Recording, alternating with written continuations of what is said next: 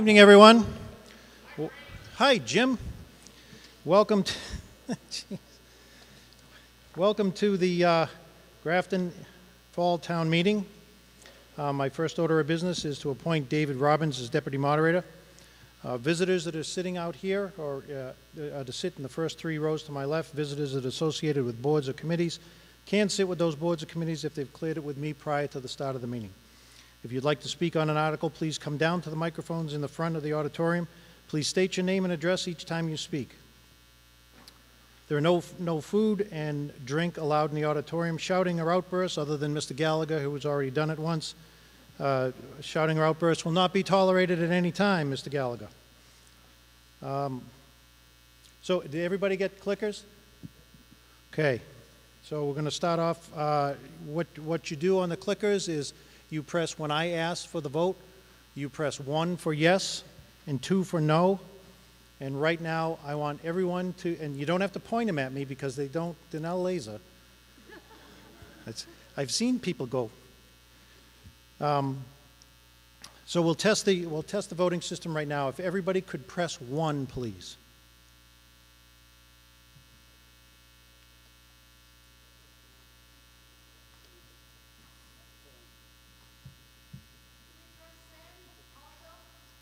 No, just 1.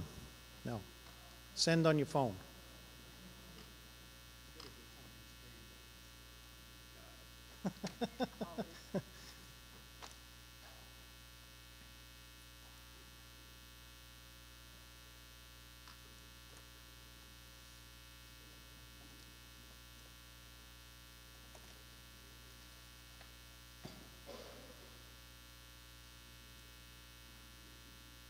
If you wonder why I'm looking back here, there are 2 people back here, both looking at a laptop. Like a deer in headlights. What?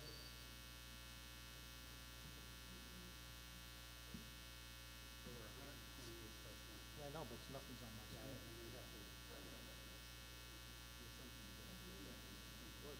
There was 128. Okay, so right now, everybody press 2.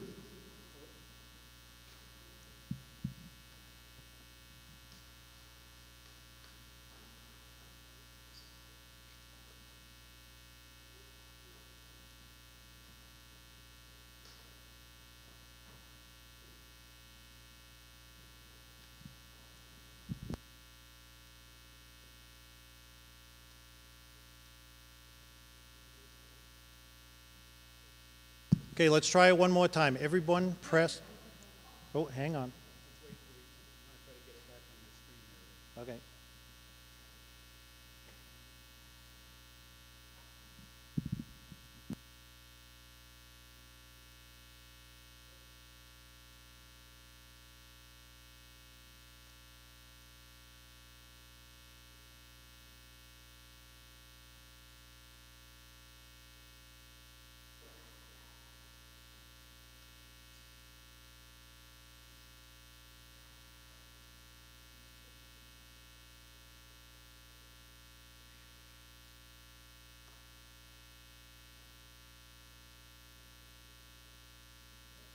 Okay, now it's coming up on my screen. Okay, I'm going to ask you one more time. Everybody press 1, please.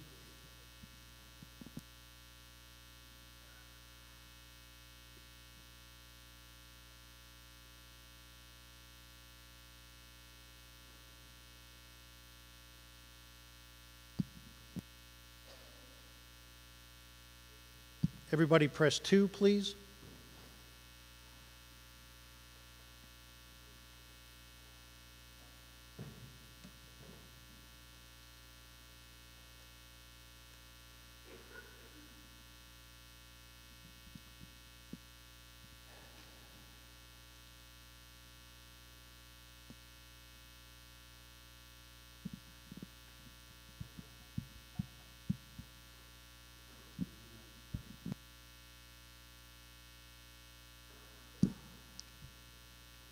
One more time. Everybody, everybody please press 1. Don't press 1 yet. Hang on.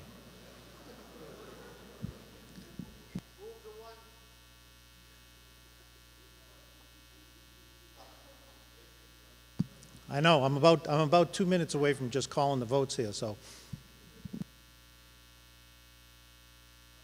Now, everybody press 1.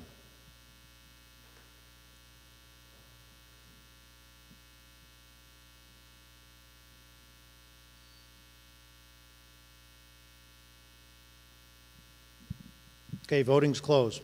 Everybody press 2. Wait.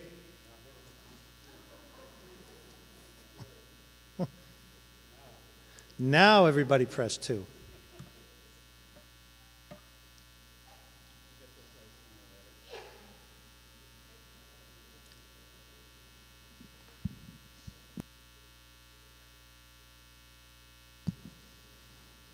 Okay, introductions tonight. Town Administrator Tim McInerney, Assistant Town Administrator Rebecca Meekins, Town Attorney behind me in the spotlight, Ginny Kramer, Town Clerk Candy LaValle over there in the back, Representative David Meridian is here. Is Mike here, Senator Moore? Mike's not here, but I know David, Representative Meridian has some great news from Capital City that all has to do with more money for the town of Grafton. Free money for the town of Grafton. Thank you, Mr. Moderator. David Meridian, 8 North Street. Just to give you a quick update of what we've been doing, last week we did a supplemental budget to close out the books. It was a $636 million budget, which put forth almost $400 million into the stabilization or the rainy day account. It puts the state at about $3.2 billion. So hopefully we don't have to dip into it, but it's a wonderful thing. It also included some additional dollars, $60 million that will be going back through the formula for Chapter 90. So we should anticipate some more money coming for our roads, and $2 million to go into special education circuit breaker reimbursement. So again, by the formula, certainly continue to fight for any additional funding we can get, but I figured I'd share the little bit of good news that we'll have some additional funding coming down the road. So thank you. Have fun tonight.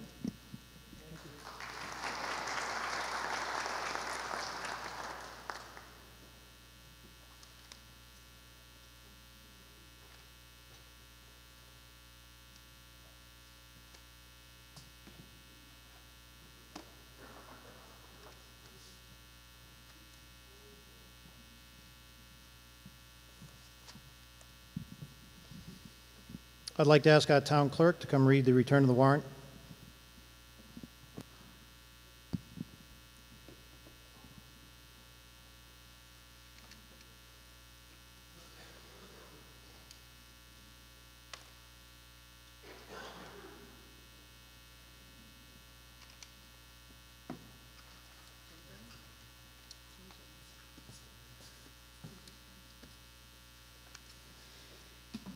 Commonwealth of Massachusetts, Town of Grafton, Annual Town Meeting Warrant, October 21st, 2019, to either of the constables of the Town of Grafton and the County of Worcester. In the name of the Commonwealth of Massachusetts, you are directed to notify and warn the inhabitants of the Town of Grafton, qualified to vote in elections and town affairs, to meet in the Grafton High School, located at 24 Providence Road, on Monday, the 21st day of October, 2019, at 7:30 p.m. to act on the following articles. And you are directed to serve this warrant by posting up an attested copy thereof in some conspicuous place in each of the precincts of the town at least 14 days before said meeting. Hereof fill not and make due return of this warrant with your doings thereon to the town clerk at the time and place of the meeting as aforesaid.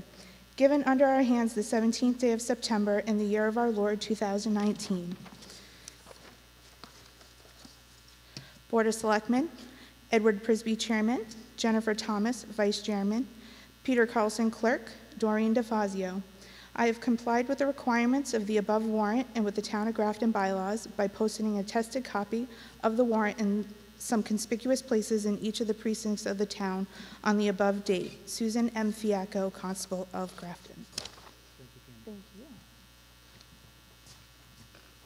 Okay, before we get into the warrant articles themselves, we have a gentleman here tonight, actually 2 people here tonight, to talk about, everybody knows about Triple E and the issues that we've had over the last few months with Triple E and the state of Massachusetts. Mr. Moderator, Mr. Carlson? point of order. Do we want to do the pledge before we get into the article? There you go. Okay. I've been at this job a long time.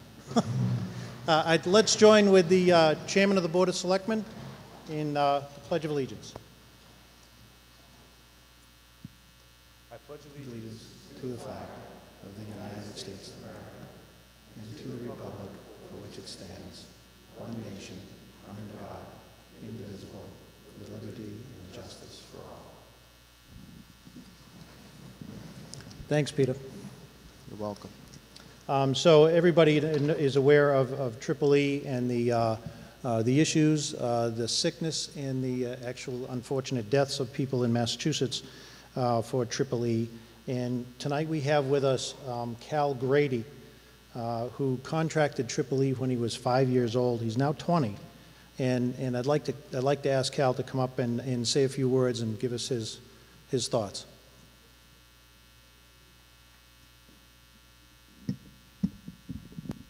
Hi everyone, my name's Cal.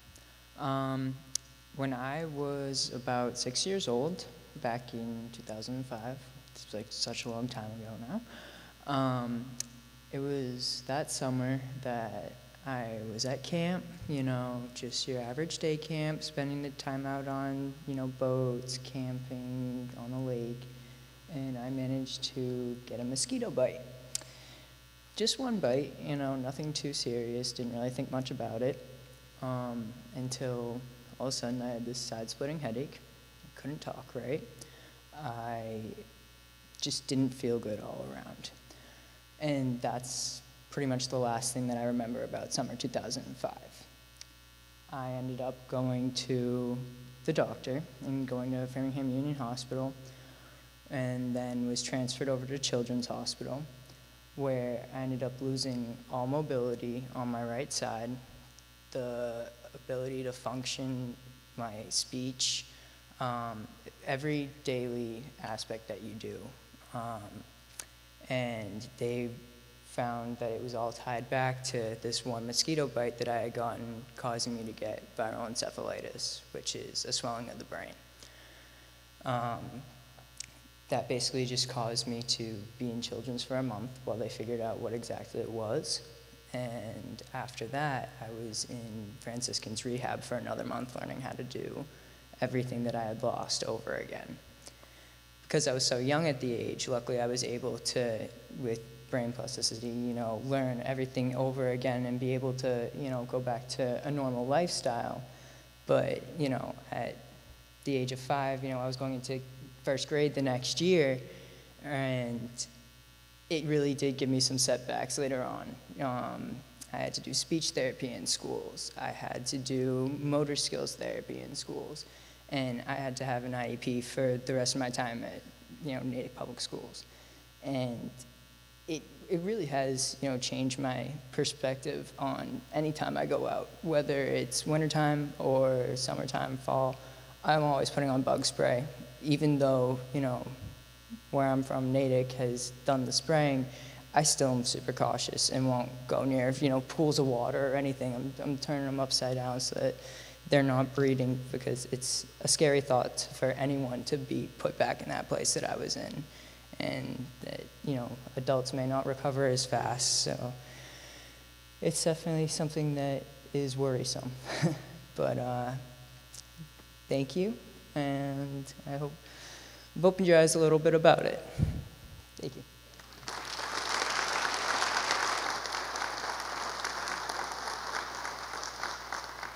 Thank you, Cal.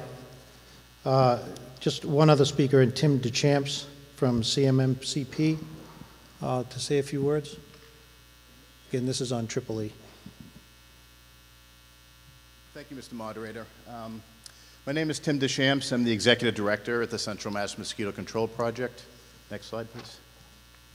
We are a state agency operating out of the town of Northborough, currently working in 42 communities in both Worcester and Middlesex counties.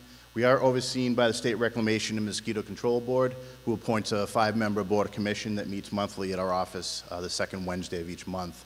The cost for our program is $71,000 annually, which would be a cherry sheet assessment withheld from the local aid package.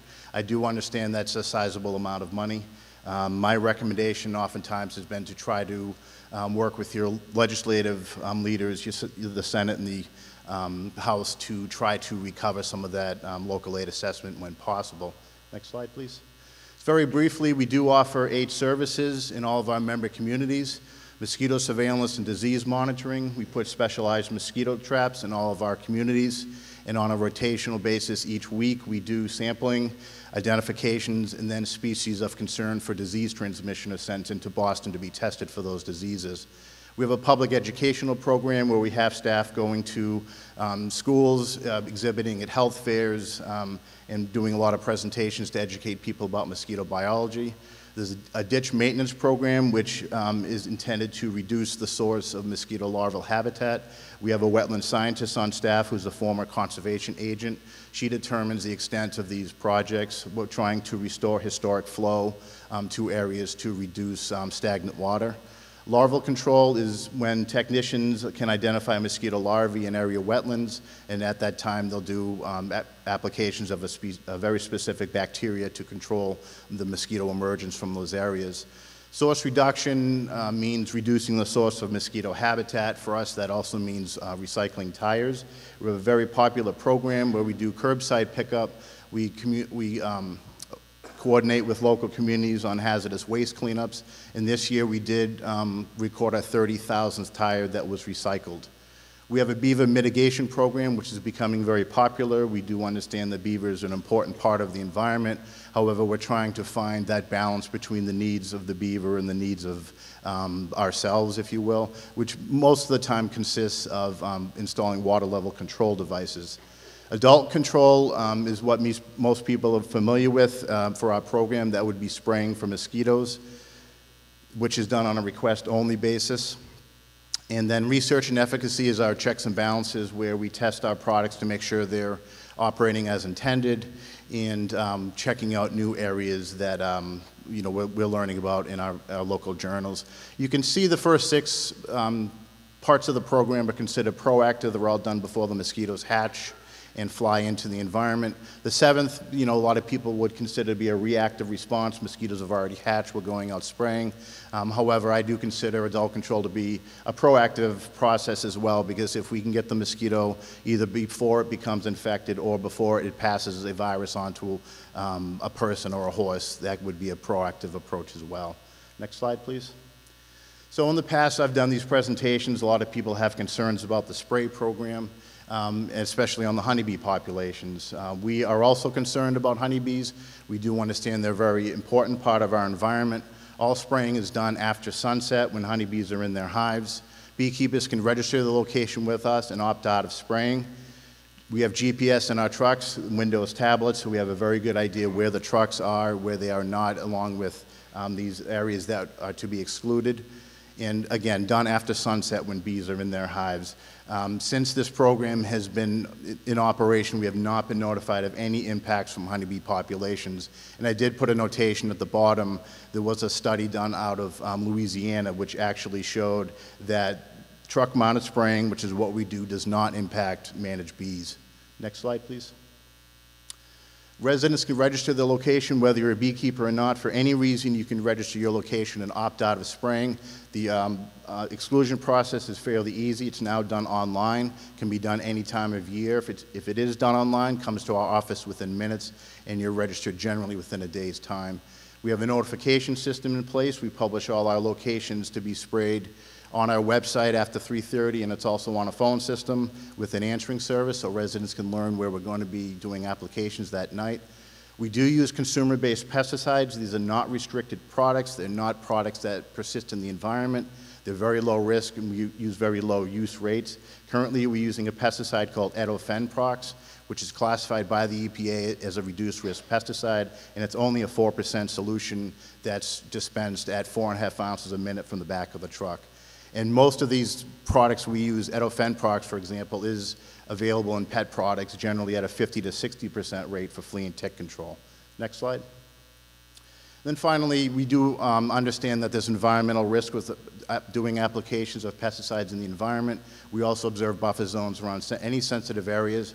The Natural Heritage and Endangered Species Program has reviewed all of our pesticides and has not put any restrictions on any of the work that we do in endangered species habitat. That includes spraying.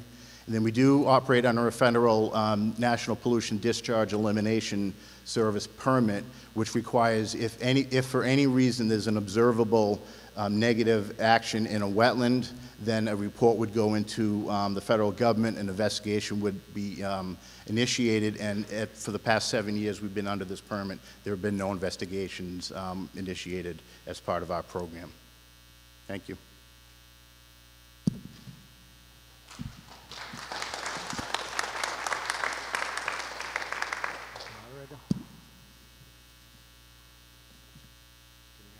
I can't hear. Check. Turn the mics on in the back. Thanks. I'll just speak up. No, everybody's got to hear you. Is it on?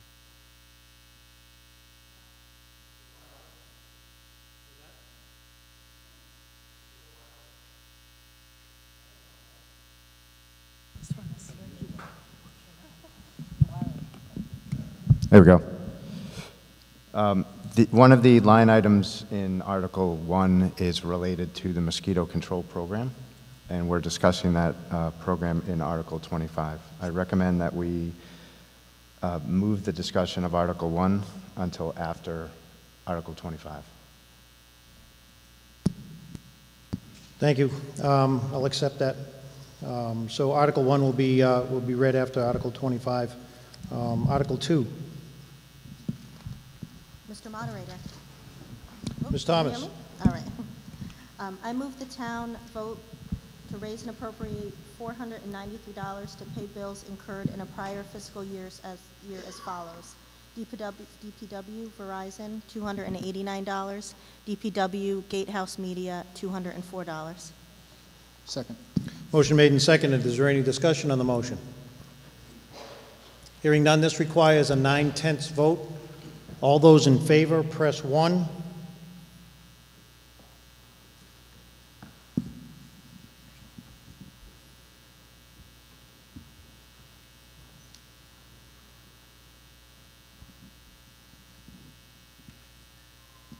Voting is closed. All those opposed, press 2.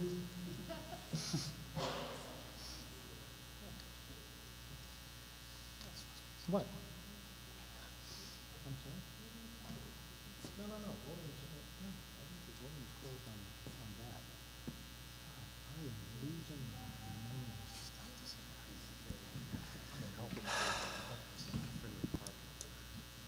I think it's all the electronics that's going on tonight that's really messing me up, but I declare the motion carried 128-3. Article 3.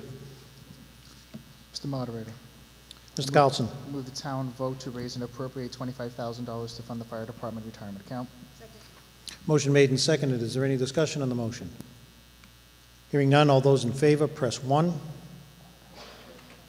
All those opposed, press 2.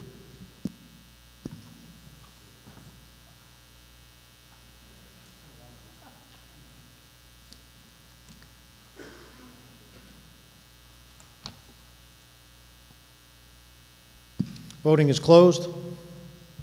Declare the motion carried 134-3. Article 4.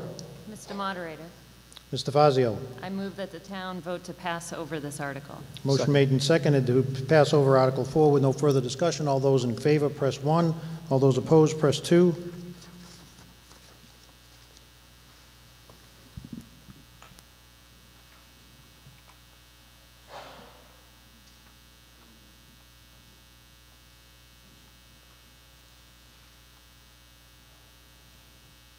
Voting is closed. Declare the motion carried 121-10.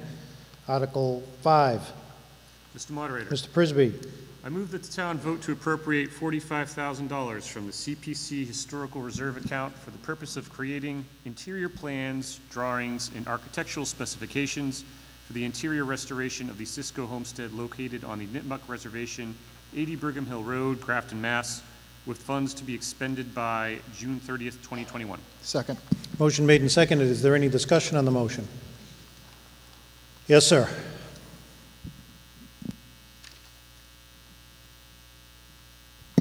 Good evening. Bill Hanley at Brigham Hill Road. Can you tell me if Dr. Gould or Chief Cheryl Holly are here? I guess not. Yes, right there. Absolutely. Hi, I'm Ray Gould, and my home address is 8 Tewaddle Hill Road in Leverett, Mass., and I'm here representing the Nipmuc Nation. Hello. Hi. Can you tell me if anybody lives in the building? Presently, no. It is not able to be inhabited. Okay. Another question I have is, if I can find it now. Were there any other bids for this application? I mean, you know, for the The architectural specs? Yeah. Sure. We did not get actual bids. I did do quite a bit of outreach to a number of architectural firms and also colleagues that work in architecture at different places in an attempt to get bids. So I actually have that list, and they included Ryan Hacker, who is an independent contractor and also works for the Massachusetts Hospital, or UMass Hospital in Worcester. Carolyn Asbury from Renaissance Builders in Gill, who said that it was a bit far for her. Everett Uzer, who is a colleague of mine at the Parsons Design School in New York City, who then shared my request with a number of her colleagues.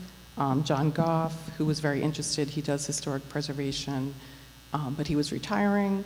Elaine Stiles, who is in historic preservation at Roger Williams University, and Margot Jones, who was also shared with her.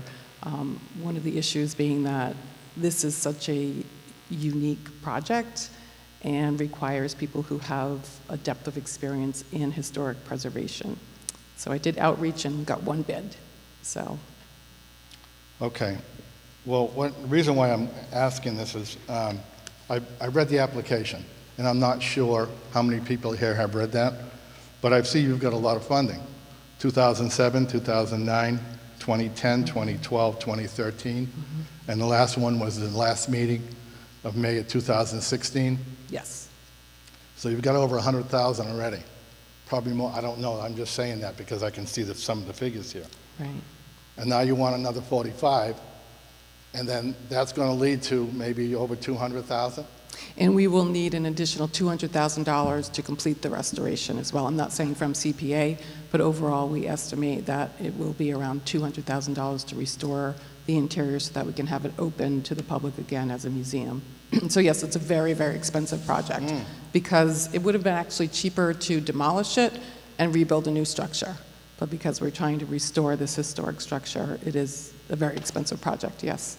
Well, what about Nipmuc Nation kind of sharing some of the funds? If we have funds, we certainly will and would like to. We can barely pay our rent, which I think some people in the town know. So we don't have a lot of resources, but if we have funds, we certainly do a lot of stuff. We have a garden there now. We are building a new commercial kitchen where the old cook shack was. We've just done some electrical work. We had some emergency electrical work that needed to be done, so we paid that out of our own pocket. We're having a painting party this fall. So we're beyond a nonprofit, if anybody is wondering. So yeah, we certainly do have tribal members that help when they can and would like to fundraise as much as possible. We might try some crowdfunding. I've never done that, but it might be something to consider. I don't know if anybody has any suggestions about that. Well, Yeah. the reason why I'm asking is this because you have the Boy Scouts in town, you have the Girl Scouts in town. If they want to go on a trip or somewhere, they have bottle dries, they have bake sales, they have car washes. I mean, I think that the tribe should be able to come up with some of the matching funds here. Sure, Those are my questions. Yeah, I can report that back to the tribe and very much suggest that to them. I agree. I don't know the amount of money that's raised from a bake sale. Does anybody know? Like how much money you would get from a bake sale or a bottle drive? Hundreds, maybe? A few hundred? So yeah, we could do that, yeah. That's just a suggestion that I have. I mean, I don't see any money coming from the tribe now is what I'm trying to say. Right, it's not detailed in here, yeah. So we have in-kind stuff. I didn't detail it in this particular grant proposal. It is limited, I'll be honest, so if that's a concern, I completely understand that, yeah. Thank you very much. You're welcome. Further discussion on Article 5? Mr. Moderator? Over here. Jen? I just want to thank you, Dr. Gould, for coming. Just to clarify, the end result, the goal that you are reaching for is a museum of, in this spot. If you want to elaborate on that. Just for a Sure. moment. So this building served as a museum from around 1962 into the early 80s, probably the mid-80s when Zara Siskobro, who lived there until her death in 1988, was able to maintain that space as an open space. So it's served as an educational place for, as you mentioned, I'm sorry, I don't remember your name, Boy Scout troops, Girl Scout troops, the public, school groups have come through there. So it officially opened as a museum in 1962, but it was actually open to the public, and in our archives we have some of the signed-in books that go back to the 20s and 30s. So it's been an educational space, and our hope was to, very much use these public funds, and we recognize that they are public funds, to meet the goal of having it fully restored and it serving multiple purposes of education, both as a historic architectural structure, so people can move through the structure and actually see the different time periods. The original part, if you haven't read my grant request, is 1801, the original 16 by 20 structure, and then it expanded over the years. So they would both be learning about architecture, architectural history, and tribal history as well. So thanks for bringing that up, Jen. That is our goal, to make it open to the public again as a museum space. Yes. Further discussion on Article 5? Yes, sir. Bill McCusker, 40 Blanchard Road. I was unaware of how many times the nation has been to us for money. I was aware of a few of them, and that was well over $50,000. So I think it's probably well over $100,000 we've already invested in this. I was fine giving money to do the roof and other preservation to try and save the building. But now we're crossing a line where we're going into really expanding, not necessarily expanding, but improving and enhancing the building beyond just preserving it. And for that, I don't think the town of Grafton should foot the bill entirely, and that's exactly what the nation is asking us to do. I understand these are CPC funds. They don't necessarily hit our tax rate directly. But, CPC funds aren't an ATM machine that we can just go to get money. It's still coming out of our pocket. Apple Tree Arts did a hell of a good job with One Grafton Common, restoring that to a beautiful building. And they did a lot of work to get a lot of grants and a lot of money from other people besides just Grafton. And that was for a building that we own. It seems to me that the nation needs to maybe take a step backwards and spend some time to research grants and other opportunities to get money. Do something beyond just coming to Grafton's ATM machine for the funding here. I have no problem helping to do these renovations and these improvements and make this museum, but I don't think it's right for Grafton to fund this thing entirely. Thank you. I'm not sure that, and I'm going to ask somebody from CPC to get up and speak, because I'm not sure that the town has provided money for this before. So, but I'll let Mr. Gallagher speak. Jim Gallagher, 31 Hollywood Drive. I am the vice chairman of the CPC. The town of Grafton has a preservation restriction on this property. So there is town oversight, town ownership. I don't know if that was clear. Would you be able to hear that? Ownership. This is a historical project. It's not a fantasy. We're supporting the Nipmuc Nation that this town was built around, and during the Nipmuc Nation has been representative in our schools, in our communities. Their location on Brigham Hill Road has sponsored the powwows. I remember doing a Grafton update, and I had an interview with Running Deer, who was the medicine man who told children the story of corn. And it's a wonderful thing. We are not expanding, building, and renovating and making money. We are restoring a national treasure. Let me be abundantly clear. We are restoring a historical treasure that, if lost, can never be repaired. Are we good? Let's vote 1. Thank you.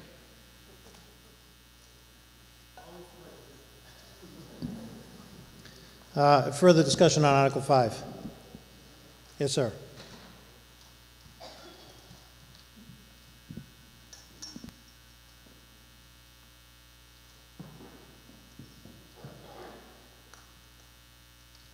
Sitaraman Ganesan, 28 Seaver Farm Lane, South Grafton. I would like to know how many visitors do you get every year for that museum, and if so, how much money you raise per head?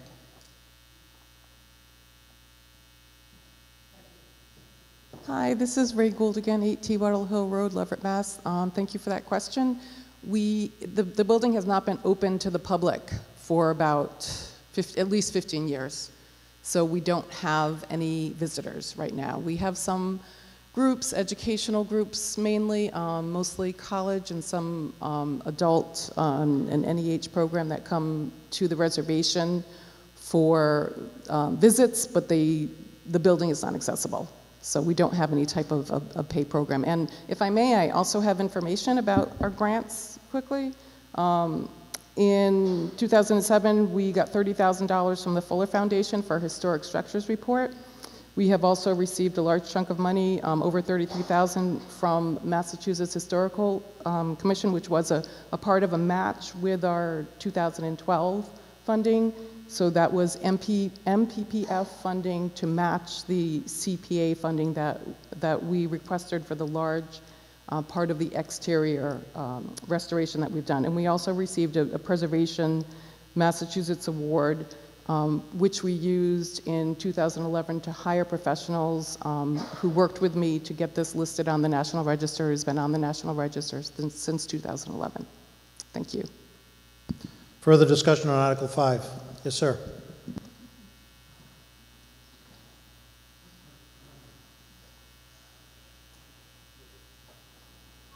Hi, Ken Holberger, 47 Old Upton Road. I have a question for Ray. Dr. Ray. I was going to say that I would have to listen, so. Do you have any plans for archaeological studies that would, would elucidate more about the perhaps lost history of Grafton?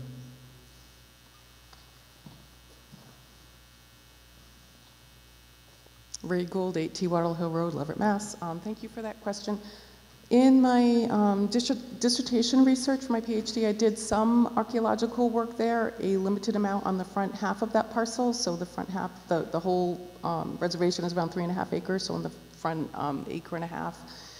We did more of a survey.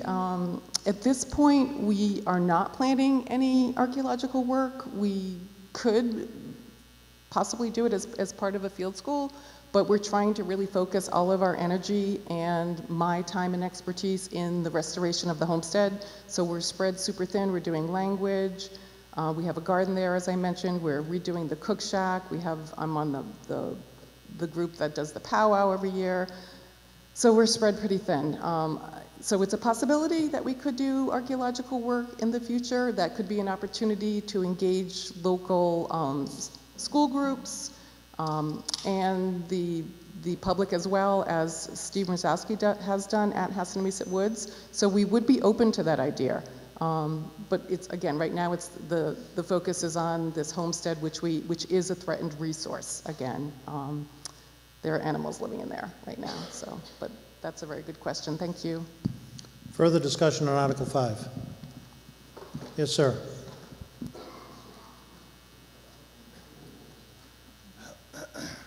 Bill Hanley, Brigham Hill Road. I'm not against the article. I'd like to help out, but I don't think we should pay for the whole thing.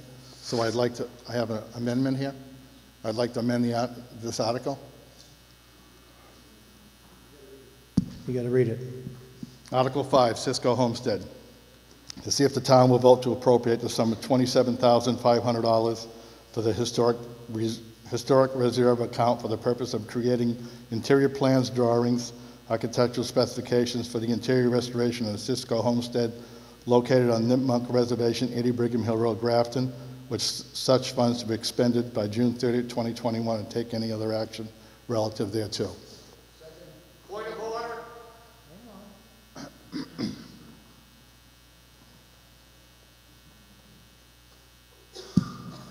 Mr. Gallagher. Can I just yell? Of course you can. You probably yell louder than you get on the microphone. There is a restriction on amending a CPC article on the floor of town meeting. I think you'll find that there's precedent.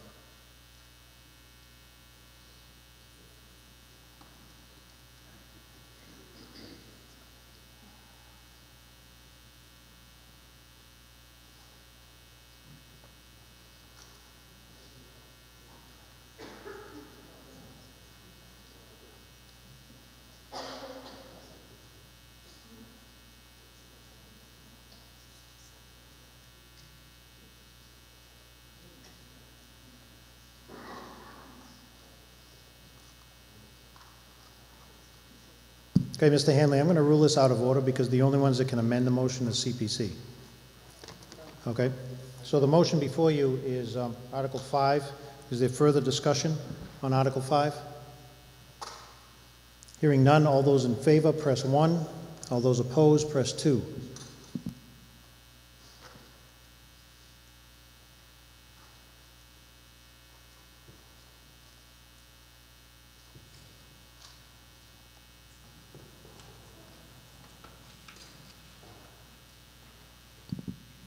Voting is closed. Declare the motion carried, 101 to 43. Article 6. Mr. Moderator. Mr. Moderator. Oh, Jen, I'm sorry. You're having trouble hearing me tonight, and I speak louder. It's your mics are not loud. I can barely hear you over here. Oh, so- sorry. It's okay. I'll try to talk louder. I move the town vote to reserve $53,957 from fiscal year 2020 Community Preservation Fund revenues for affordable housing. Second. Motion made and seconded. Is there any discussion on the motion?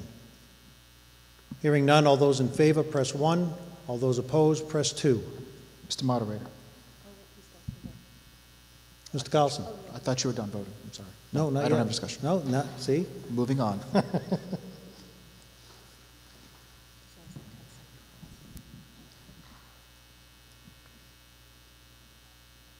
Voting is closed. Declare the motion carried, 118 to 18. Article 7. Mr. Moderator, Mr. Carlson? I move the town vote to reserve $53,957 from FY 2020 Community Preservation Fund revenues for open space. Motion made and seconded. Is there any discussion on the motion? Hearing none, all those in favor, press 1. All those opposed, press 2.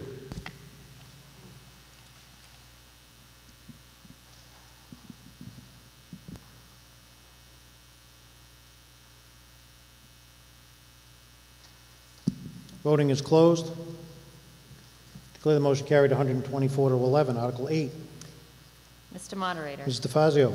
I move the town vote to reserve $53,957 from FY 2020 Community Preservation Fund revenues for historical preservation. Second. Motion made and seconded. Is there any discussion on the motion? Hearing none, all those in favor, press 1. All those opposed, press 2.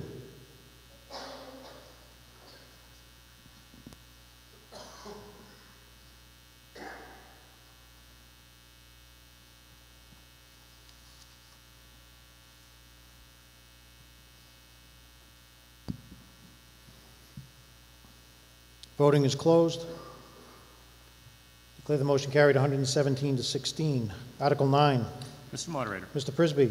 I move the town vote to appropriate $273,750 from the FY 2020 Community Preservation Fund revenues for FY 2020 Community Preservation Fund purposes. Second. Motion made and seconded. Is there any discussion on the motion? Hearing none, all those in favor, press 1. All those opposed, press 2.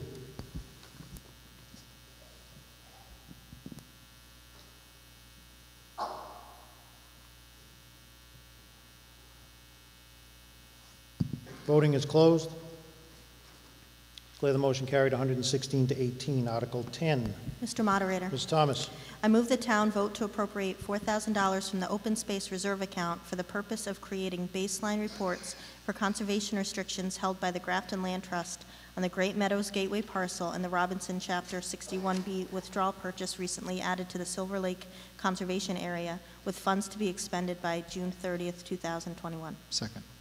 Motion made and seconded. Is there any discussion on the motion? Hearing none, all those in favor, press 1. All those opposed, press 2.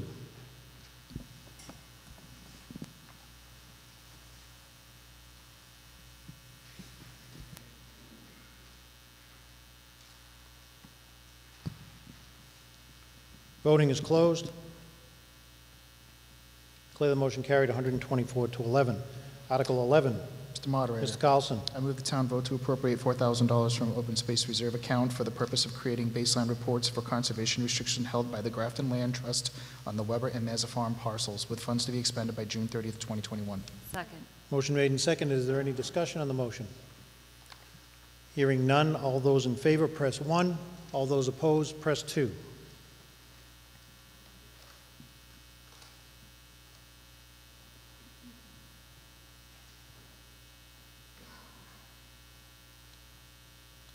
Voting is closed. Declare the motion carried 127 to 6. Article 12. Mr. Moderator. Ms. DeFazio.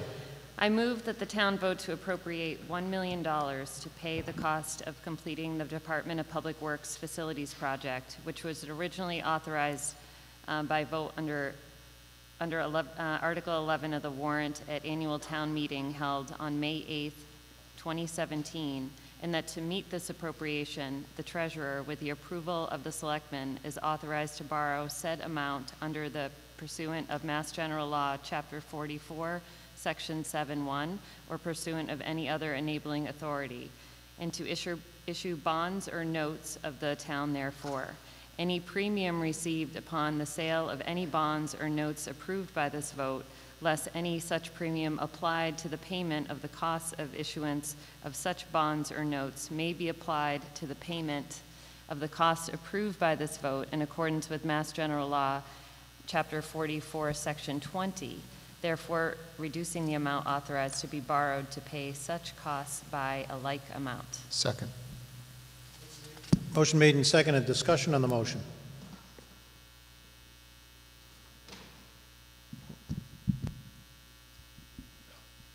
I want the chairman of the DPW committee to say a few words or answer questions. How do you want to do it? Okay. No.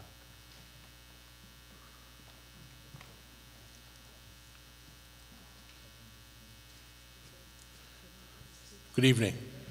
I'm the chair of the DPW Building Committee, John Bouchard. I've been working on this thing so long, I feel like I was in high school when I started. Next slide, please. Remember where we are, where we started on this project? Here's our DPW in 1950. Next, please. Our preliminary site plan was prepared and discussed at May 2017 town meeting. Next slide. Here's our bird's eye view at that same time. And our ground level view. You can see the fuel islands on the right-hand side of the screen. It might be a little light back there, but the project was laid out with full site construction for equipment and for fuel island, because I've heard from many people as well as members of the DPW committee at different social functions, bumping into your Stop and Shop and other places. Next slide, please. At the time that the project was first brought to town meeting, we had done a value engineering cost estimate, which is kind of laid out here. The revised building cost, after we had reduced the size of the building and done some changes to the shops, we did some site investigation to lessen the building area reduction, about $235,000. The building cost was just under $7 million. Next slide, please. So that $7 million gets carried up to the top. And then we brought the project down through all the different pieces, through the design contingency, the soft costs, which were architects and engineering and contingencies, the OPM fees, which is the owner's project manager who's on site, for the town, and we still had the cost at that $12.7 million number. Next slide. So as part of that $12.7 million number, these are the things that we had taken out of the project as we went into the design phase. And as I said, that 12.7 was approved at May town meeting, May 8th of 2017. Next slide.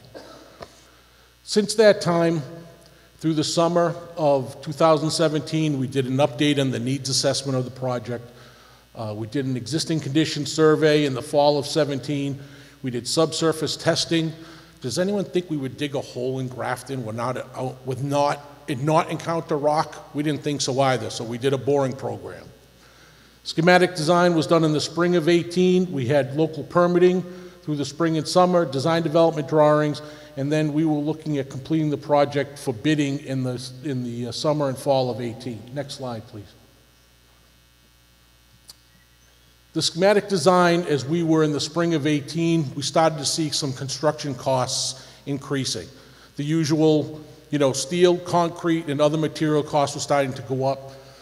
We had completed our local permitting through the summer into the beginning of the fall of 18, and as we were coming into our design development drawings, which are essentially the final drawings that we're going to lay out the curb, lay out the grading, the drainage on the site, and the building footprint, we started to come up with a cost containment strategy. As the cost started going up, we needed to look at things that we could, move from the budget, eliminate from the budget, or stretch the dollar as best we could. So the first thing is we were doing contract documents in the fall. We came up with what in public bidding is called bid alternates are considered. Next slide. So bid alternates is that we would have a base bid for the project, which would be the building, the site, and other ancillary items to make the site and the project functional. And then we lay out alternatives. If we got favorable bidding, then we'd have bid alternates for number one was the salt shed, number two was expansion of the vehicle storage area because we had pared that back a bit. Bid three was the industrial equipment to operate the facility. 4 was the fuel system. 5 was the salt shed canopy. This was an addition to the salt shed as bid number 1. We had sub-bids filed, which is all the trades, in October of 2018, and then we had GC from the general contractor in November of 2018. Next slide. At that time, we had a base bid of about $10,083,000. We had bid alternates laid out here, the salt shed, $431,650, the vehicle storage at $495,000, $598,000, et cetera, for the equipment, the canopy, and the salt shed. We had a meeting with the selectmen, Board of Selectmen at that time, now Select Board, on November 13th, and we presented these items with a cost breakdown, and it was recommended to go forward with the base bid and bid alternate number 1 and number 2 for the costs that were up here, and we still, with those costs, had a $500,000 contingency in the project. Next slide. So since that time, and we embarked into construction, signed a contract, or the town signed a contract with the contractor, we've encountered a couple of change orders. We had some trouble getting a well in at the site. We did drilling for the first well and didn't get a yield. We went extra depth and didn't get a yield, so we did a second well and did an extra depth on that, and then we had to do fracking to be able to get the yield that we needed to operate the facility with the well on the site. So that cost us about $54,000. And then, as I mentioned, we hit rock. We had done borings on the project during design, and on that site, as we know, over along the Mass Pike, there's a lot of rock up there. So we took borings, and in one corner of the site, we had rock about 6 inches under the earth, and then the other location, it was 6.5 feet under the earth.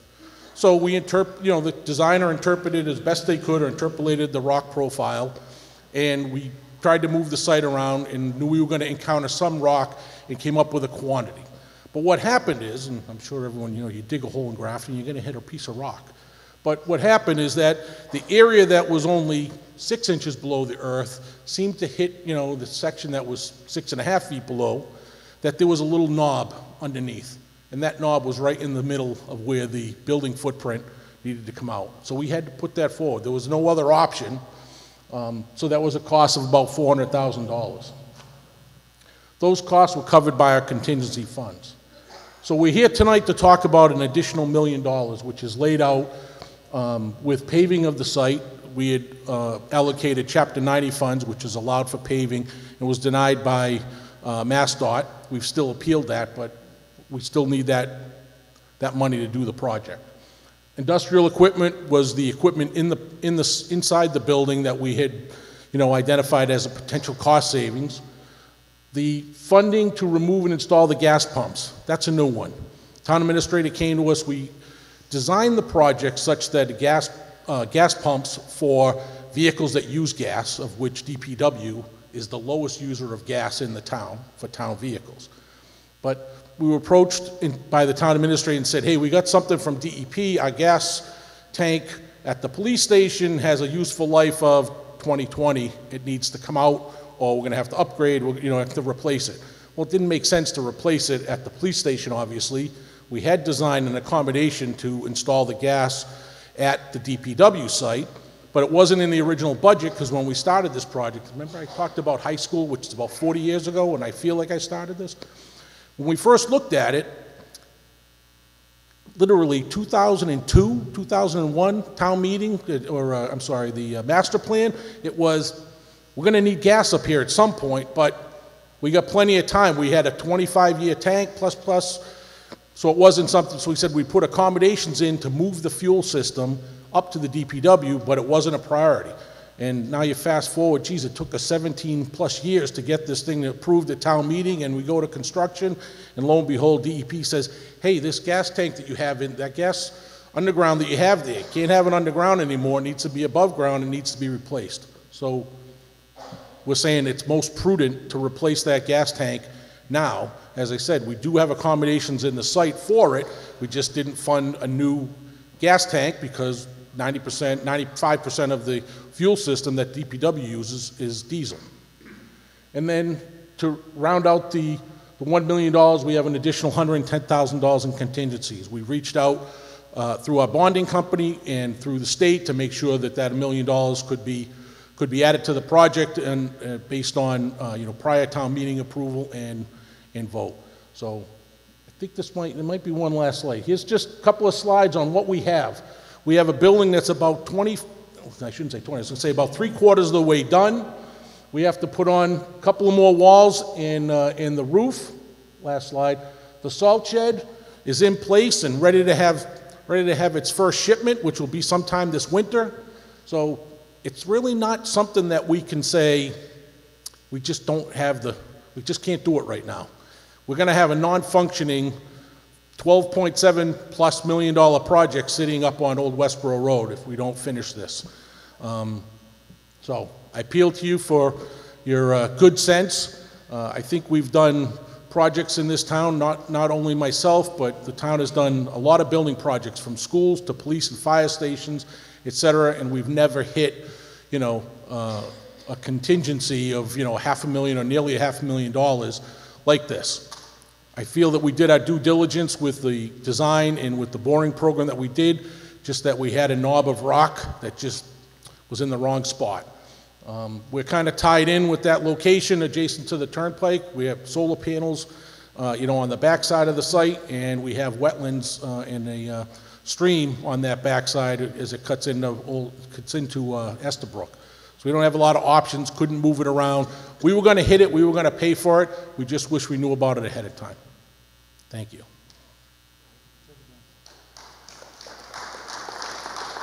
Further discussion on Article 12. Mr. Rodriguez. Tim Rodriguez, Airport Road. First of all, I'm in favor of this. Just clarification. This is printed as borrow up to but not to exceed $1 million, and what was read was to borrow $1 million. So I'm just curious which it is. It's, I move that the town vote to appropriate $1 million. So it's $1 million, not up Correct. to? Correct. Okay, thank you. Further discussion on Article 12. Yes, ma'am. 7-0 Patriots. Sharon Carol Tidman, 21 Virginia Circle. So I was reading the Finance Committee's recommendation in support of this, but one of the things I had a question about is it said that it didn't expect to impact the tax rate because the library project is below budget. Is there any way to include writing that states that we will lower the library budget so we can be assured it's not going to impact the tax rate? Mr. Can that be done? McInerney?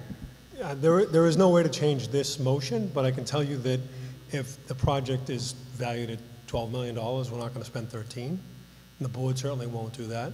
So I can tell you that because the library bid project was lower than the estimated cost of $1.8 million, we won't borrow that money just to borrow it. We just won't borrow it. So therefore, the tax rate will be lower than what we had anticipated with both projects. There's nothing guaranteeing that the budget can actually go over budget, just like this one did, and then we're going to increase the tax rate. But not without the authorization of town meeting. With this authorization, you'll spend less for both projects than you would have at the original appropriation, because we'll borrow less for the library. Got your word on that, right? But in the whole number of the budget, it's not going to exceed the original amount that we told people. Okay, I got your word on that, right? Well, there's a couple pieces to borrow it, right? Interest rates when we permanently finance, because we've only short-term borrowed for the library, and we did short-term finance until 2021. So right now we're paying 1.94. We estimated it was about 5% for interest. We're going to do better than that. So we think even for the interest rate, we'll hedge that number down. But I can't guarantee it. The market will dictate what everybody pays for that project. But it'll be de minimis for everyone. It will be less than this will be less than $8 per year for folks to incur this. Okay, thank you. Further discussion on Article 12. Hearing none, this requires a 2/3 vote. All those in favor, press 1. All those opposed, press 2.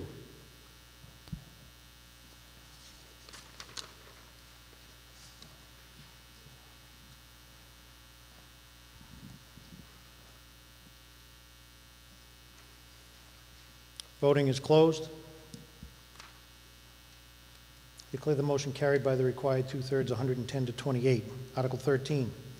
Mr. Moderator. Mr. Prisby. I move the town vote to transfer $1,500,000 from the Roads Improvement Stabilization Fund to the Road Improvement Capital Expenditures Fund for road improvement projects consistent with Chapter 90 rules and regulations as recommended by the DPW Advisory Committee and approved by the Select Board. Second. Motion made and seconded. Is there any discussion on the motion? Hearing none, this requires a 2/3 vote. All those in favor, press 1. All those opposed, press 2.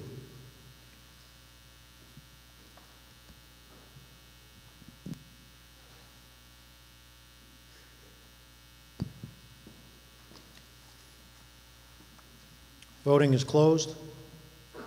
Declare the motion carried by the required 2/3, 136 to 6. Article 14.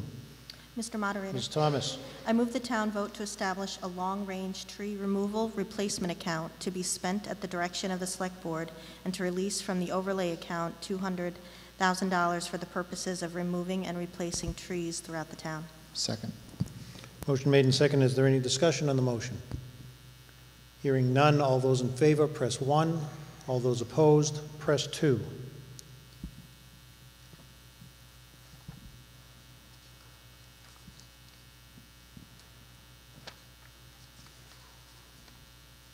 Voting is closed. Declare the motion carried, 117 to 27. Article 15. Mr. Moderator. Mr. Carlson. I move the town vote to accept the roadway.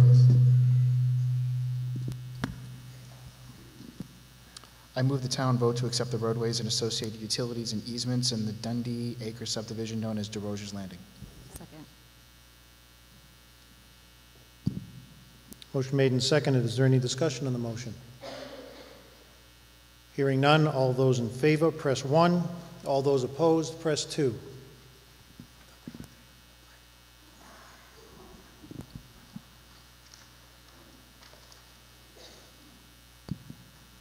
Voting is closed. Declare the motion carried, 123 to 15. Article 16. Mr. Moderator. Ms. DeFazio. I move the town vote to amend Article 39 of the Grafton General Bylaws as previously approved in Article 9A of the May 2018 Annual Town Meeting warrant to include an account entitled Electric Aggregation Energy Adder to be spent at the direction of the town administrator for the fiscal year beginning July 1st, 2019, to be expended in accordance with the bylaws hereto approved. Second.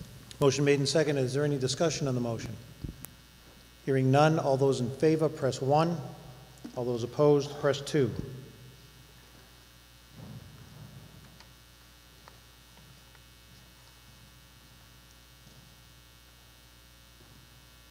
Voting is closed. Declare the motion carried 111 to 26. Article 17. Mr. Moderator. Mr. Prisby. I move the town vote to authorize the local expenditures for the following revolving funds not to exceed $75,000 for the purposes of providing electric aggregation funds pursuant to General Laws, Chapter 44, Section 53E and a half, for the fiscal year beginning July 1, 2019, to be expended in accordance with the bylaws heretofore approved. Second. Motion made and seconded. Is there any discussion on the motion? Hearing none, all those in favor, press 1. All those opposed, press 2.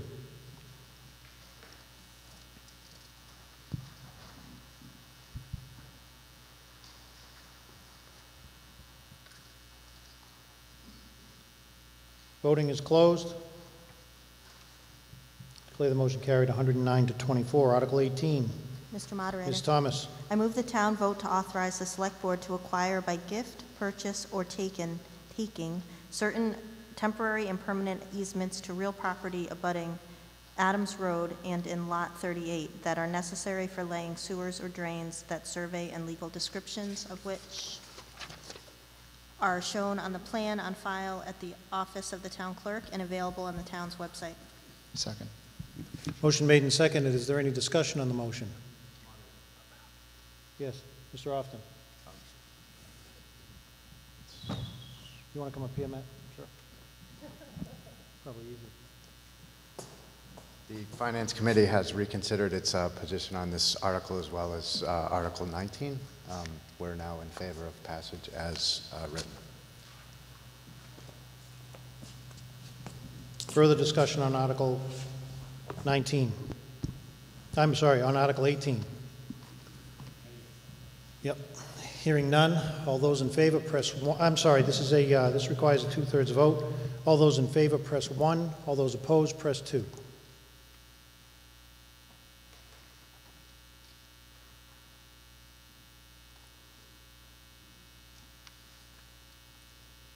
Voting is closed. Declare the motion carried by the required 2/3, 107 to 31. Article 19. Mr. Moderator. Mr. Carlson. I move the town vote to transfer $130,000 from free cash to be spent at the direction of the Select Board for the purposes of upgrading and installing drainage along Adams Road and any easement on abutting properties. Second. Motion made and seconded.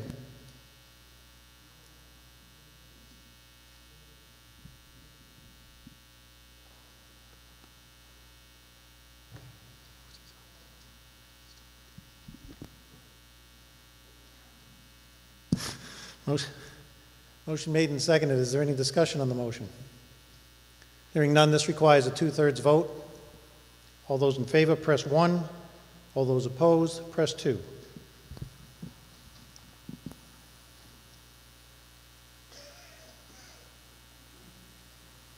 Voting is closed. Declare the motion carried by the required 2/3, 102 to 35. Article 20. Mr. Moderator. Ms. DeFazio.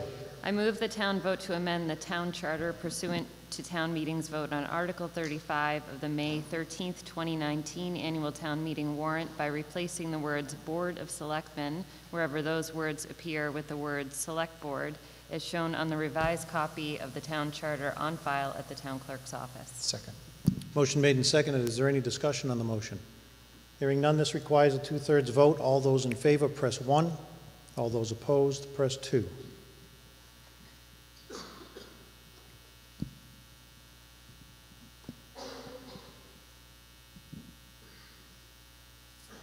Voting is closed.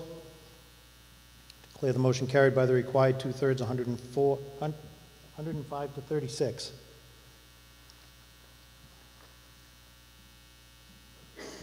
Article 21. Mr. Moderator. Mr. Prisby. I move the town vote to amend the general bylaw pursuant to town meeting's vote on Article 35 of the May 13, 2019 annual town meeting warrant by replacing the words Board of Selectmen, wherever those words appear, with the words Select Board as shown on the revised copy of the general bylaws on file at the town clerk's office. Second. Motion made and seconded. Is there any discussion on the motion? Hearing none. All in favor, vote one, press 1. Opposed, press 2.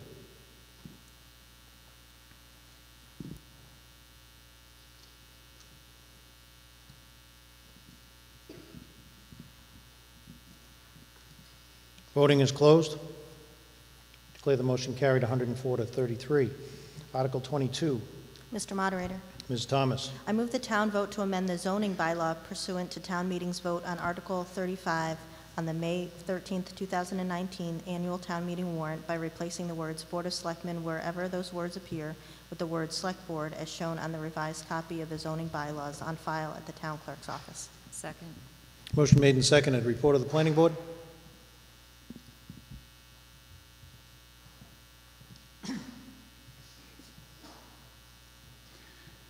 David, excuse me, David Robbins, 92 George Hill Road, Chairman of the Planning Board.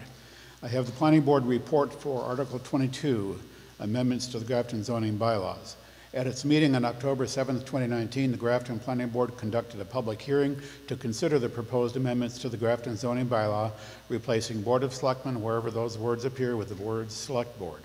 Board members present were Chairman David Robbins, Vice Chairman Robert Hassinger, Clerk Justin Wood, and members Linda Hassinger and Prabhu Venkataraman, sorry about that, and Associate Member Vikram Dave. No public comment on the article was received.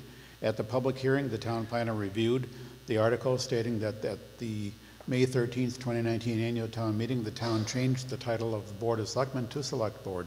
The proposed Article 22, similar to Articles 21 for the Charter and 20 for the Charter and 21 for the general bylaws, reflects the change to Select Board within all other bylaws adopted by the town. Based on the board's deliberations on the merits of the proposed amendment, the Planning Board voted 4-1 to recommend passage of Article 22.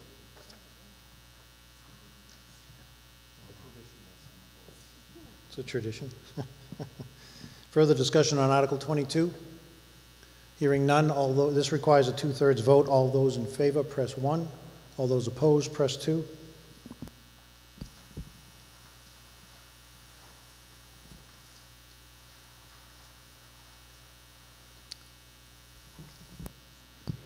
Voting is closed. Declare the motion carried by the required 2/3, 102 to 35. 10 to nothing. Article 23. Mr. Moderator. Mr. Carlson. I move the town vote to accept Massachusetts General Law, Chapter 41, Section 19K, allowing for additional compensation for the town clerks based on the requirements set forth in the law. Motion made and seconded. Is there any discussion on the motion? Hearing none, all those in favor, press 1. All those opposed, press 2.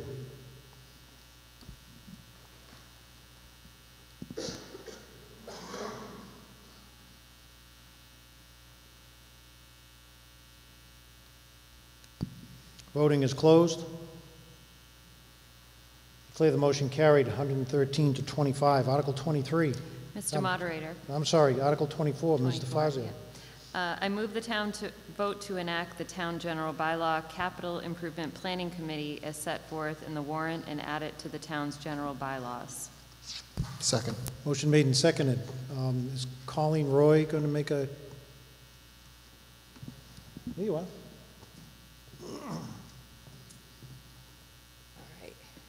So, Colleen Roy, 53 Elmwood Street.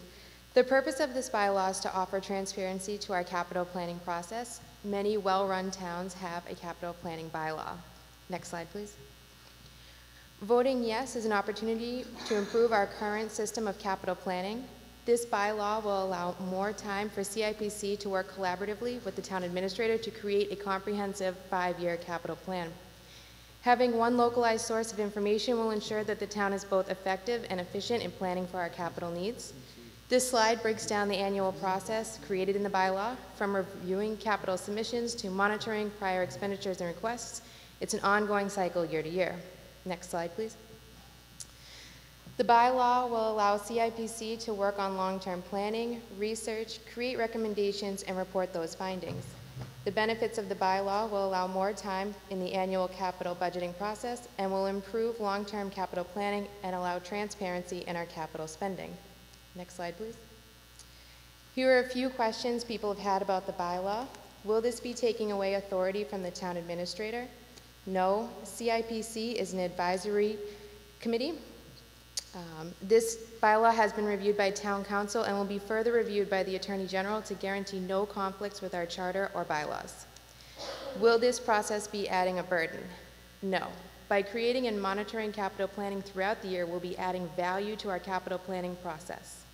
Will this limit or delay projects? No. It's just consolidating and prioritizing all capital submissions. How will CPC and other out-of-cycle projects be affected?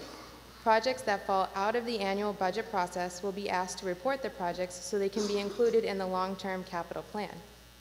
How will this affect emergency capital requests? This will have no effect on emergency capital needs. They will still be addressed the same way they are addressed today. Thank you.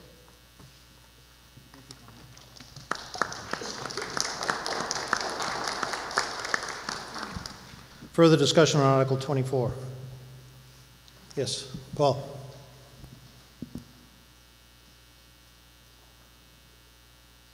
Paul Scarlett, 47 Carroll Road. First of all, I want to make it clear I am speaking on my own behalf as a member of CPC, but CPC did not have the opportunity to really speak through this process wholly and make a decision as a board. So I think the proposed capital planning committee bylaw wording under the definition of capital improvement is perhaps unintentionally too broad. Capital improvement projects historically reviewed by the CIPC have never included those being put forth through the Community Preservation Committee. The main reason for the existence of the Community Preservation Committee, or CPC, is to vet requests for the use of the town's CPA funds, which are limited to projects that meet specific criteria and are limited to those focused on affordable housing, historic preservation, open space, and recreation. These are, by their very nature, the types of projects that would otherwise not get funded due to the competing pressures of the town's many capital projects. As CPA funds cannot be used for the town's broader capital needs and are already fully evaluated and prioritized through the CPC, inclusion of these projects in this bylaw would create a redundant vetting process that would only serve to hinder and delay the ability of the CPC to put forth worthy projects for town meeting consideration. I would like to propose amending Article 24 under Section A, Capital Improvements, to specifically reference that CPA-funded projects are excluded. And I have word.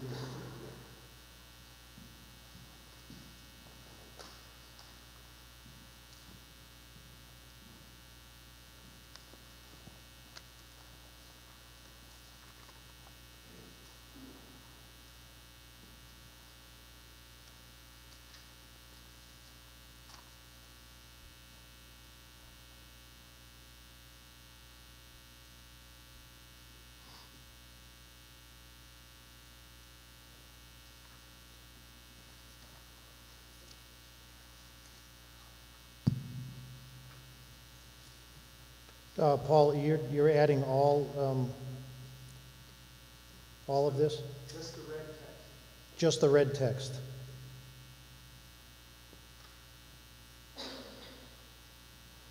Okay. So just to make it clear, what Mr. Scarlett is proposing is to add, except those funded through CPA monies in two locations. Is there a second? Second. Motion made and seconded. Discussion on Mr. Scarlett's amendment. Yes, sir.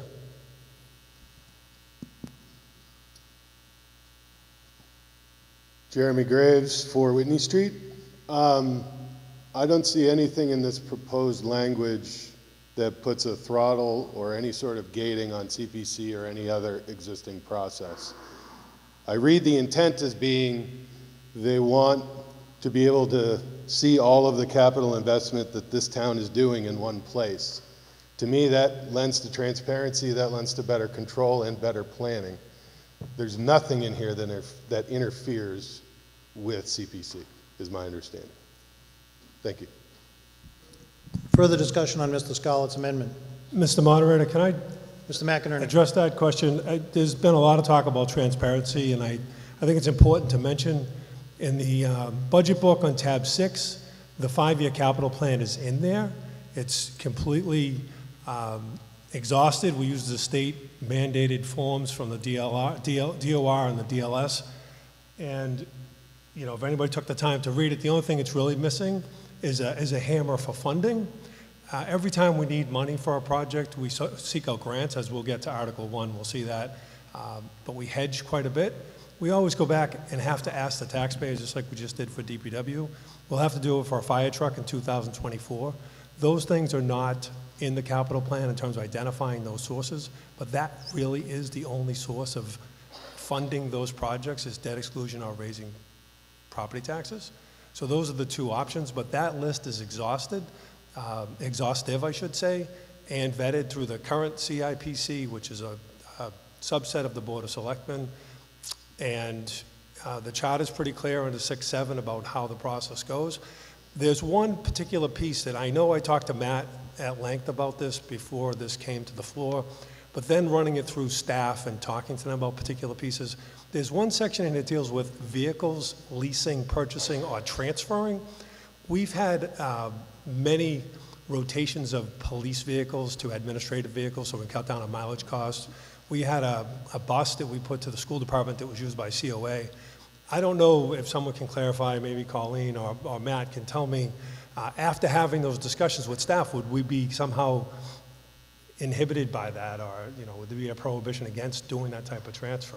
So that would be my own, I want to be able to continue to be efficient with the operations.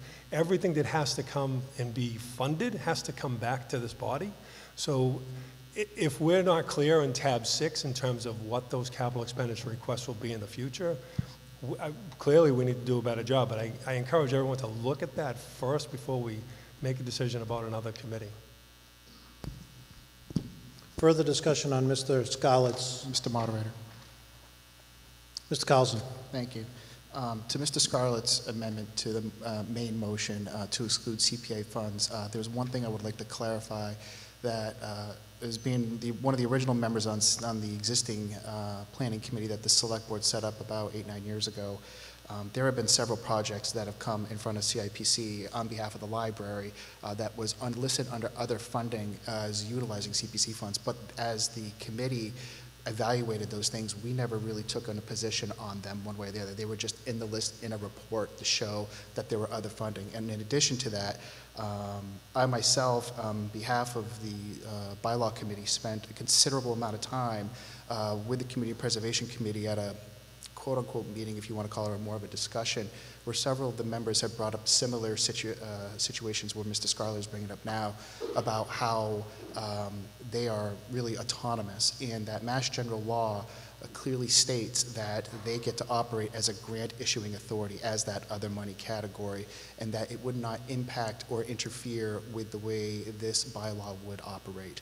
In addition, I believe that what Jeremy had mentioned earlier here was that this is just to allow the town to see how it's spending its tax dollars on all capital projects. So if something happens with CPC, kind of short term, like within a couple of months of a town meeting, it just gets reported. So it just shows the town that we're making considerable capital investments. And to Mr. McInerney's point, which I don't believe is germane to the amendment of the motion, that this committee has been set forth by town meeting to look at and evaluate how to formalize our capital improvement planning process, and that this bylaw doesn't by any means dictate how the committee will operate. It'll be up to the committee about how it will want to report and then, quote, advise other boards and committees in town meeting about future capital projects. Thank you. Further discussion on Mr. Scarlett's amendment. Mr. Scarlett, 17-0. Just 24? to clarify a couple of things. Oh, it's 24, sorry. I'm sorry. A couple of things that have been said since I was up last.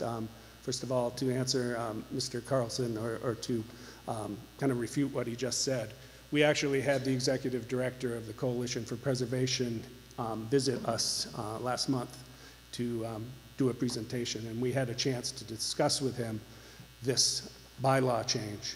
And this would actually supersede, and you can talk to Jenny for her input, but would actually supersede what our authority is. So that is one of the main reasons why we are not in support of this, because our whole reason for being is to vet these projects. And as far as transparency is concerned, we are always completely transparent with how we use our funds. We meet with Finance Committee before every town meeting. If CIPC would like to meet with us too, we'd be more than happy to do that.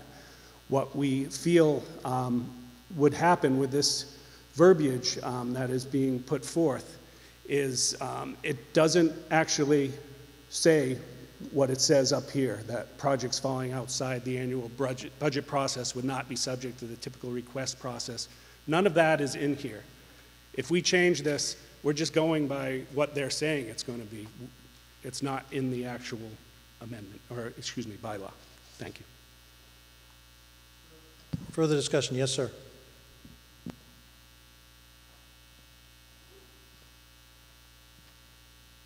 Bill McCusker, 40 Blanchard Road. My understanding is the amendment adds some language in two places. I was wondering if we can get specifics on where. I can imagine where, but I don't think I should be voting on something I can imagine. And then the second thing is I was wondering if the Finance Committee has an opinion on the amendment.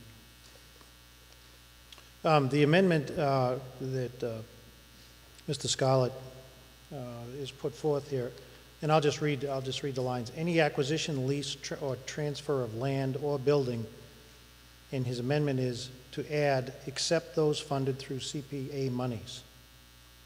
The second one is any construction, reconstruction, replacement, extension, or other improvement of public buildings, hallways, sidewalks, storm drains, sewer installations, playgrounds, parks, and substantially similar public works, or for a facility, structure, or utility appurtenant to any of the same with the total cost of $10,000 or more, and his amendment is to add, except those funded through CPA monies. Further discussion on the amendment? Yes, sir. Thank you, Mr. Moderator. Justin Wood, 5 Garden Street. I'm on the planning board speaking for myself. I'm also the appointed member for the planning board for the CPC, also speaking for myself. I first want to address Mr. Scarlett's last comments where he said we multiple times. The CPC has not had any vote on this at all, so we do not have a position as the CPC. The second point is when we had the workshop with the CPC, the person from the state for the CPC looked at this for all about 1 to 2 minutes, was told by someone that's on the committee, I don't recall who unfortunately, that it would override this, and he said if that's the case then it is not a good thing for the CPC, is invalid for the law. He never made actually a judgment on the full article. He did read it, but you're not making a judgment on the full article or has read our bylaws. So I just wanted to clarify that point. Thank you, Mr. Moderator. Further discussion on Mr. Scarlett's amendment? Yes, Mr. Durfee.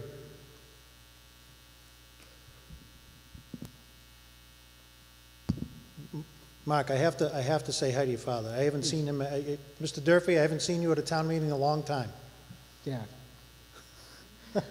Thank you, Mr. Moderator. Ladies and gentlemen, I was reading this, going over the warrant for the town meeting, and I came across this article. I know we're talking about the amendment right now, but the article as a whole, as proposed by the amendment, it makes it look like we don't know what we're doing. It makes it look like we don't have a process in the town that we go through each committee that specializes in various aspects of the town government would go through its own committee and members and seek feedback from the public when necessary. For years I was on the Cable TV Oversight Committee. If we had to operate running that through this committee, we wouldn't be able to operate. Technology is changing very, very quickly. We had to get decisions sometimes on cameras and other studio equipment that costs tens of thousands of dollars. I'm on the Public Works Advisory Committee, And rest assured, everyone in this room can see in the town that we are making improvements in our roads. We had an $18 million problem a few years ago that we're addressing. So now it says right here, and even Mr. Scarlett's amendment, it says highways.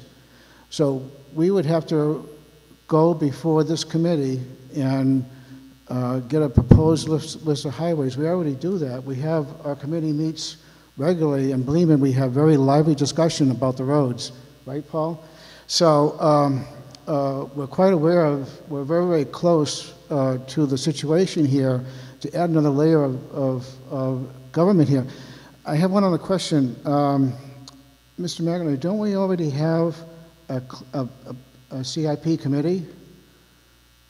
It's a subcommittee of the Board of Selectmen that they Selectmen, yeah, appoint, I yes, thought- 2012. I'm just reading this thing, and I'm saying this is a disgrace. It looks like the town doesn't have anything in place right now to approve capital projects, and we certainly do. And the projects are being put forth by each respective committee, and they're approved by the town administrator, the Board of Selectmen, and they're brought before the voters.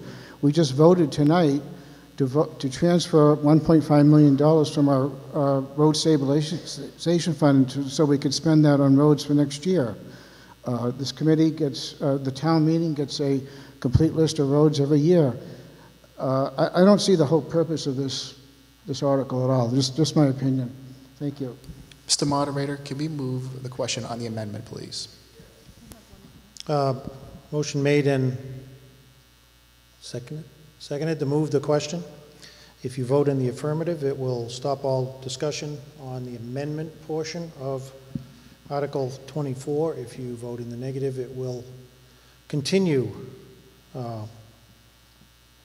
This is going to be a hand vote. All those in favor of moving the question? All those opposed? Declare the motion carried. The motion before you is to vote on Mr. Scarlett's amendments to Article 24 with no further discussion. And you want me to? I will read them one more time. He is asked to add at the end any acquisition, lease, or transfer of land or building except those funded through CPC monies. Any construction, reconstruction, replacement, extension, or improvement of public buildings, highways, sidewalks, storm drains, sewer installations, playgrounds, parks, and substantially similar public works for a facility or utility appurtenant to any of the same with a cost of $10,000 more, except those funded through CPC monies. All those in favor of Mr. Scarlett's amendment, press 1. All those opposed to Mr. Scarlett's amendment, press 2.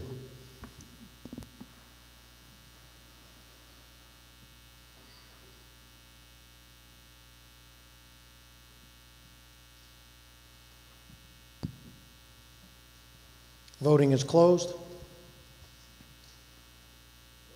I declare the motion defeated, 68 to 65. The motion before you, and I will read it again, the motion before you is, I move that the town vote to enact the Town General Bylaw Capital Improvement Planning Committee as set forth in the warrant and add it to the town's general bylaws. Discussion on the motion. Mr. Moderator? Yes, Jen. Yes, I just wanted to follow up.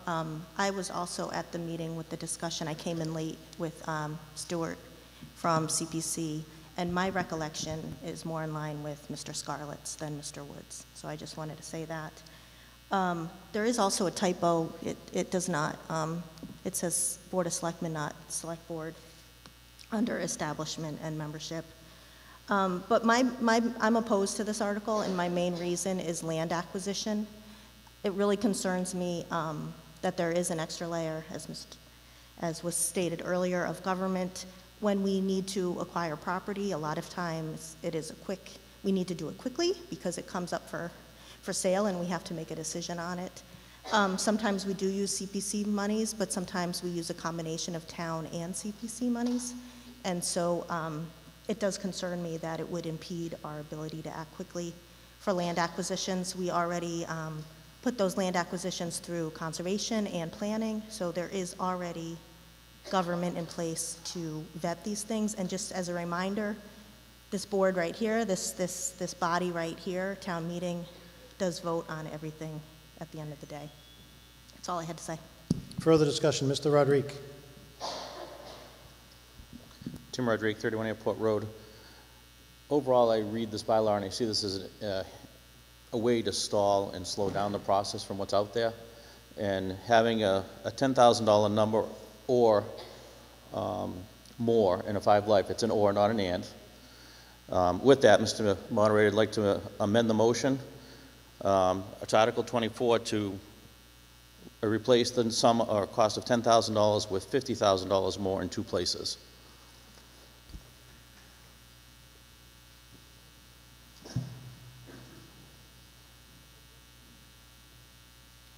Is there a second to that?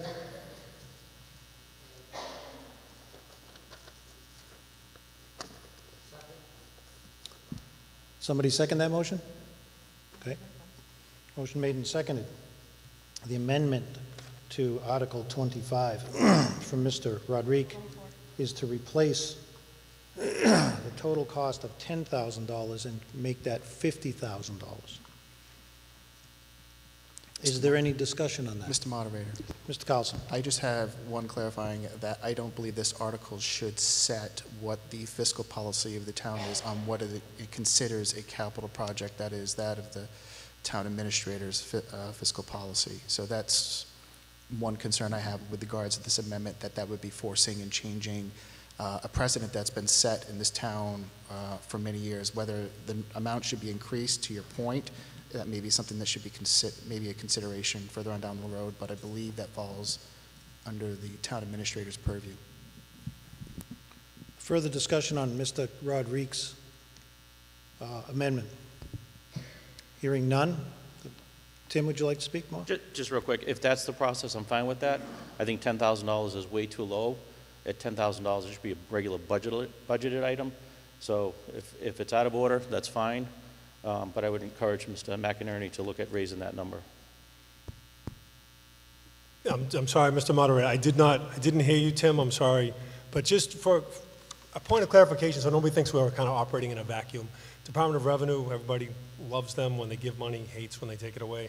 They have guidance on this through the Division of Local Services, and they talk about a $25,000 number can be set by town meeting for what that threshold is. The operation for the board for the past 11 years has been a $10,000 threshold, so that's been the threshold. But if town meeting is going to appropriate or approve a bylaw, it should have that, whether it's your amendment or some other number. But right now it's at 10 with the committee of the board. It's been the practice of town administrators, including myself, at 10,000 or above. In the current bylaw has that proposed as well. Further discussion on Mr. Rodrigue's amendment? Hearing none, all those in favor, press 1. All those opposed, press 2.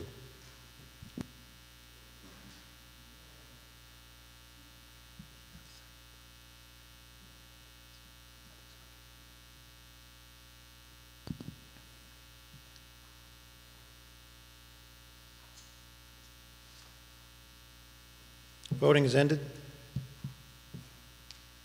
Declare the motion defeated, 91 to 31. Back to Article 24. Mr. Moderator, I move Mr. the Carlson. question. I'm sorry? I move the question. Second? Is it motion? Mr. Moderator, I apologize. If Mr. Dauphiné would like to speak, I will rescind my motion. Mr. Dauphiné, did you just get here? Oh, okay. Well, if you would like to come up and speak, please do. It just happened fast because we haven't had discussion on the actual motion yet. Yes, we have, but that's okay. You were back there sleeping. Craig Dauphiné, 5 Bruce Street. So Mark Dumas brings up some good points, and so does Tim. This is another layer that I think is, when I read this, is going to bog us down and going to make us much less efficient and able to move and make decisions. There's a lot of layers here. I don't know if any of you would remember that back in, I think, 2007, while I was on the board, we formed the CIPC. The CIPC is actually a committee that was formed by the Board of Selectmen Because back then, I think we felt like there wasn't enough vetting initially for capital projects.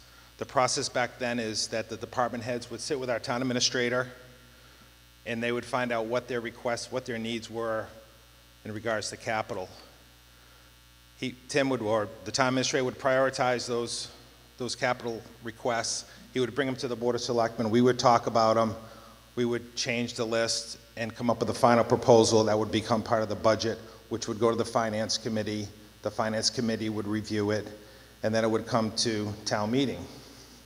I was surprised to read the Finance Committee's comments. They strongly support the significant gaps.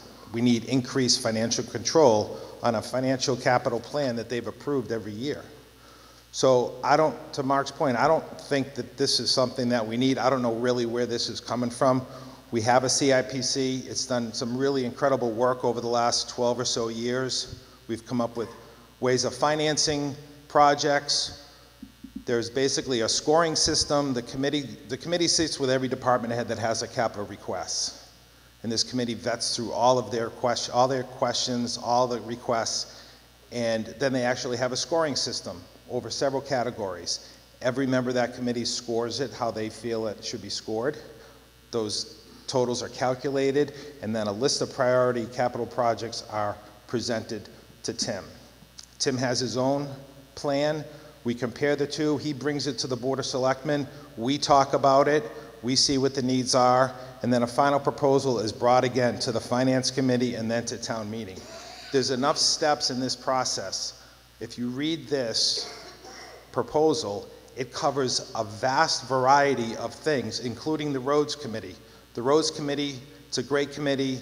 They take that 1.5, they have data to support the roads that are in most need of repair. They bring a proposal to the Board of Selectmen. The Board of Selectmen talks to them. We talk about the roads that they've chosen. How are we going to fix those roads? Are we going to put drainage into those roads? How are they going to be built? And then we come up with a final plan, which again goes to Finance Committee and comes to town meeting. There is a process in place. It works. This is going to slow that process down. It's not going to add any more transparency.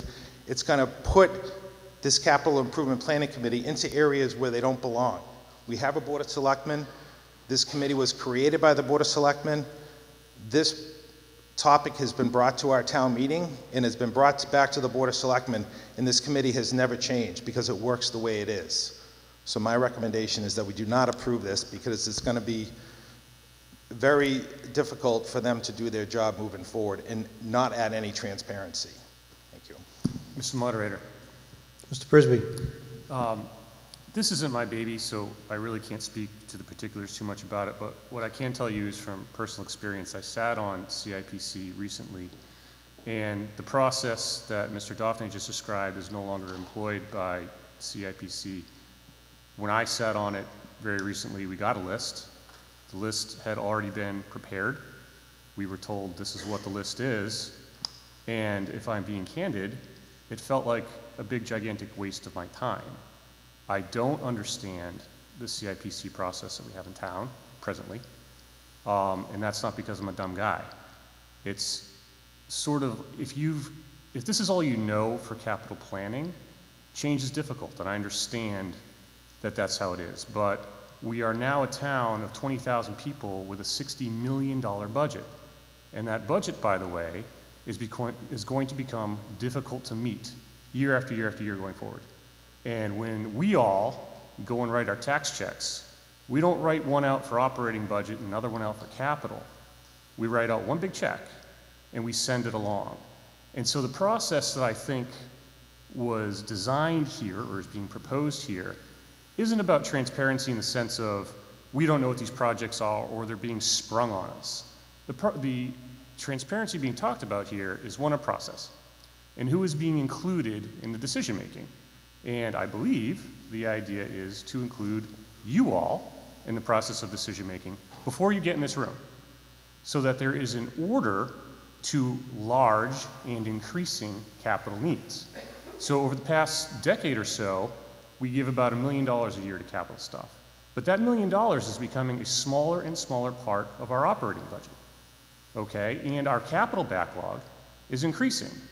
So when you have to pit things like a school roof versus a fire truck versus a police car versus a super park, how do you prioritize those things? Typically, it was kind of squeaky wheel gets the grease. It used to be, as Craig pointed out, there was a scoring system, but we don't even do that anymore, right, Mr. Carlson? Okay, so we're looking at doing something a little bit different here with the idea that Grafton's growing up and we can't keep doing things the same way we have. So that's the idea behind this. And I'll let the people who wrote this speak to it, but that's what I think is going on. Mr. Often? Matt Often, 79 Old Westboro Road. So I was the chair of the CIPC bylaw committee. There's been a lot of discussion about the bylaw creating a circumstance where we're going to be significantly slowing things down in town, and that's just not the case. We considered Tim's responsibility for the budget process that's outlined in the town charter, and we respected that responsibility and the timing of that budget process. What we're actually proposing to do is to move forward the requirements of submitting those requests to Tim to be a little bit earlier in the year. We're proposing that the CIPC bylaw committee, new CIPC, have visibility of all of the capital requests so that they have full visibility of all the requests in town, which they don't today. So the way that things work today is Tim gets the capital requests from the various department heads. He makes decisions about what the priorities should be. He puts together a one-page list and then provides that one-page list to the CIPC committee to take a look at. So CIPC today does not have visibility of all of the capital requests, and we think that that's an important element of the planning process. And to go to some of the transparency piece, being able to see all of the capital requests as opposed to only the capital requests that are put forth by the town administrator.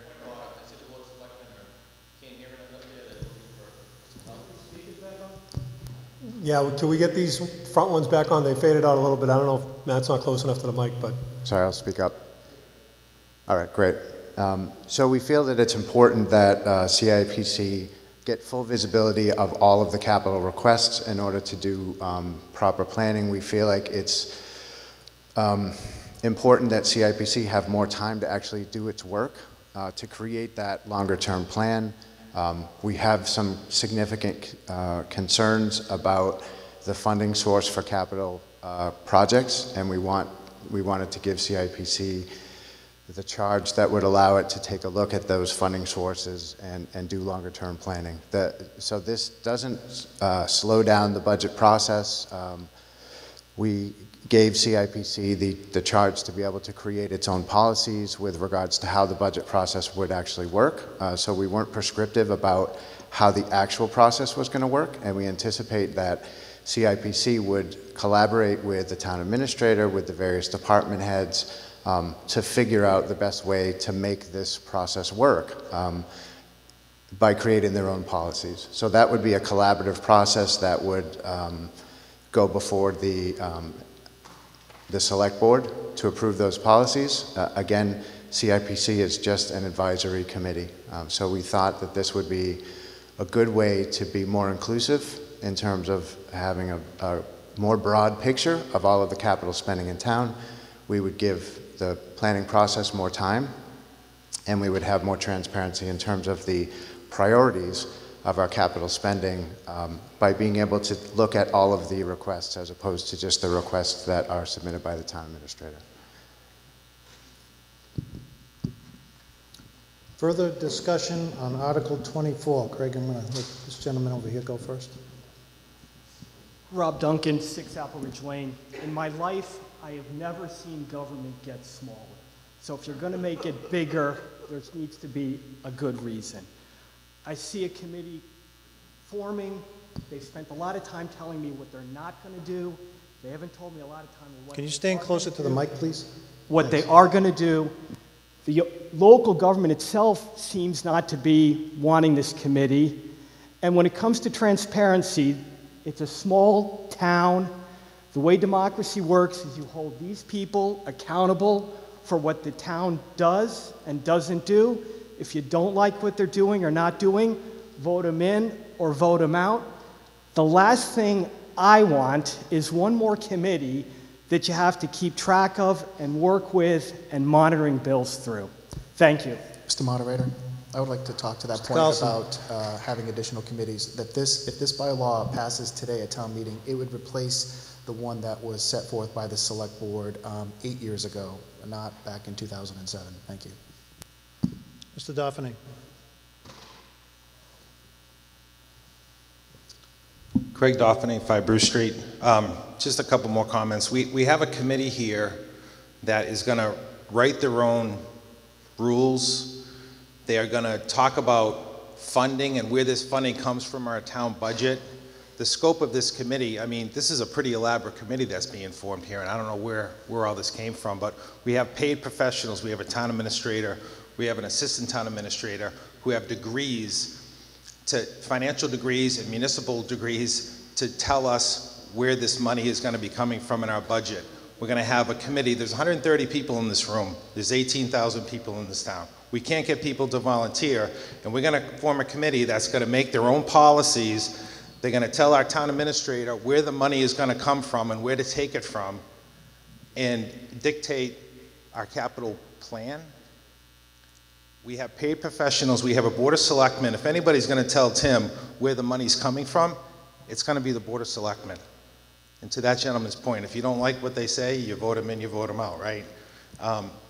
We have this process already set up. We don't need this elaborate committee that's going to take control, make their own rules, regulations, dictate where money comes from out of the budget. That's not the purpose. We have finance committee, we have board of selectmen. That's where it needs to stay. This is a bad idea. If the board of selectmen wants to change the charge of the current CIPC, if they're not doing the scoring anymore, they should be. They have control of this committee. It started there, leave it there, don't bring it here. Thank you. Speaking of voting, next Monday we have a special election, and I just wanted to let everybody know, and we have some great people running for selectmen, and please vote for the person that you think is going to do the best job. Hopefully, I said Tuesday, sorry. Hopefully we'll finish this meeting before that election. Mr. Libby. David Libby, 44 George Hill Road. My impression, after listening to all this discussion, is that this proposal, while it may have significant merits and may take us a long step from a committee designed and appointed by the Board of Selectmen to one that is codified, if you will, in our bylaws, nonetheless, as a proposal, it clearly lacks the kind of uniform consideration and support from the various town boards already involved in this process. And I think what we probably should do tonight is to say no, and please go back and take another shot at this. Put this into a form that has the support of the Board of Selectmen, has the support of the CPC, has the support of the Finance Committee and the existing CIPC, and does what needs to be done to fix whatever deficiencies may exist in the existing process as currently applied. I do not think it makes sense for us as a town meeting to approve something which, at least on the face of it, appears to be significantly flawed. Mrs. Hoffman? Hi, Laura Often, 79 Old Westboro Road. I am chair of the school committee, but I am speaking on behalf of myself right now. I did like some of what Mr. Libby just did say. I did want to talk a little bit. We heard a lot of people talking about a list, a capital list, and a list is very different than a plan. And I think even, well, at least I can say on the school side, and we have the majority of the capital spending in this town, or a big portion of it, we get a certain amount of funding to pay for and we have to kind of jigsaw puzzle all of our capital to make up for the expenses. I am in favor of changing this committee. It's not creating a new committee, and I think it's interesting that a room full of people who are out on a Monday night where we have our own hometown boy on The Voice, the Patriots are playing, are here participating in local government, but are so afraid of participating in local government, which is what this opportunity is to give more people a voice, more visibility. And I think there's a difference between visibility and transparency into seeing a whole plan. I also really want to thank all the people that have worked on this and showing that I think there is a deficiency in how we do our capital planning. I see it on the school side, I see it across the town, and I'd like you to consider this and also think about, I mean, there seems to be so much fear of this. What are you afraid of? I think things are going to be done smoother and faster. And what Mr. Prisby said about our town is changing, and we have to get on board with that. We have to move forward. We can't just stay where we are, and we can look at best practices at other towns that have more involved capital planning committees. So, thank you. Further discussion. Mr. Often. Matthew Often, 79 Westboro Road. I'll be brief. I just wanted to address, I guess, the concern that, or commentary around the existing 5-year plan that's in the budget book every year. I would encourage people to look at that plan. The way that it reads today and the way that it reads every year is that we have about $1 million worth of projects that are planned for the current budget year. And every subsequent year after that, the number goes up to $2, $3, $4 million. We don't have the funding sources to be able to fund $2, $3, $4 million worth of capital projects on a yearly basis. We only have about $1 million, and that $1 million is just going down every single year as the amount of free cash that gets certified goes down. So if you look at the metrics, we're not on a good path right now to be able to sustain our capital needs in town, and having a committee be able to look at that funding source, to look at the trends, the financial trends, and to be able to actually put a plan together which can be accurately reflected in the budget projections, which is the other issue. Currently, the budget projections don't include a realistic way of funding all of the capital projects that we have. So it's more of a capital list of requests as opposed to an actual plan on when they're actually going to hit, how they're going to be funded, and then reflected into the budget projections. So there's a significant planning function that we think creating the new CIPC with an enhanced charge would deliver. So in terms of, somebody asked the question of what is this committee actually going to do?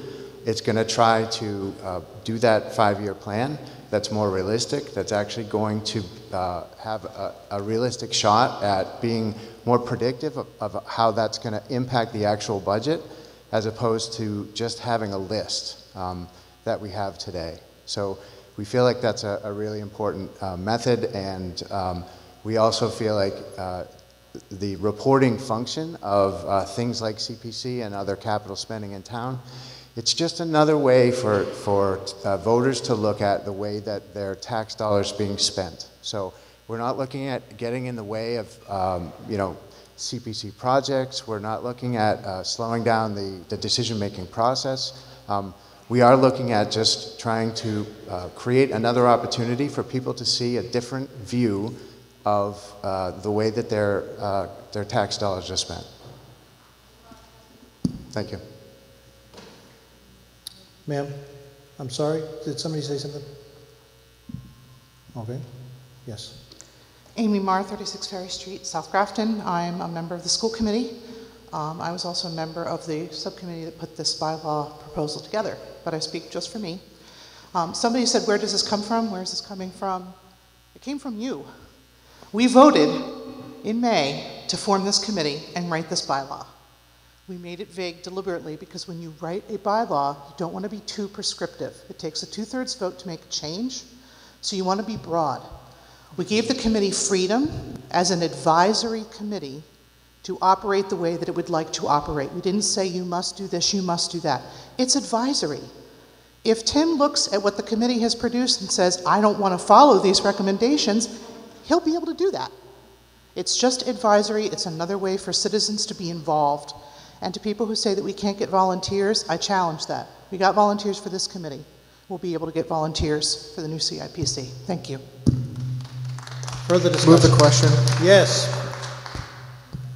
Who said that? I did. Peter? Is there a Mr. second? Moderator. Yes. Tim McInerney. Mr. McInerney. Just a quick point of clarification. Two-thirds for zoning, but not for this Yeah, change no, for this- this, is that correct? Yeah, this is not a two-thirds vote, it's a So majority. there's not two-thirds to change. I just want to make sure we're clear. Point of clarification, what I said was it takes a two-thirds vote to make a change to this bylaw once we approve it. No. No. No, it doesn't. It doesn't take a two-thirds change No. to change the No, no, bylaw. no.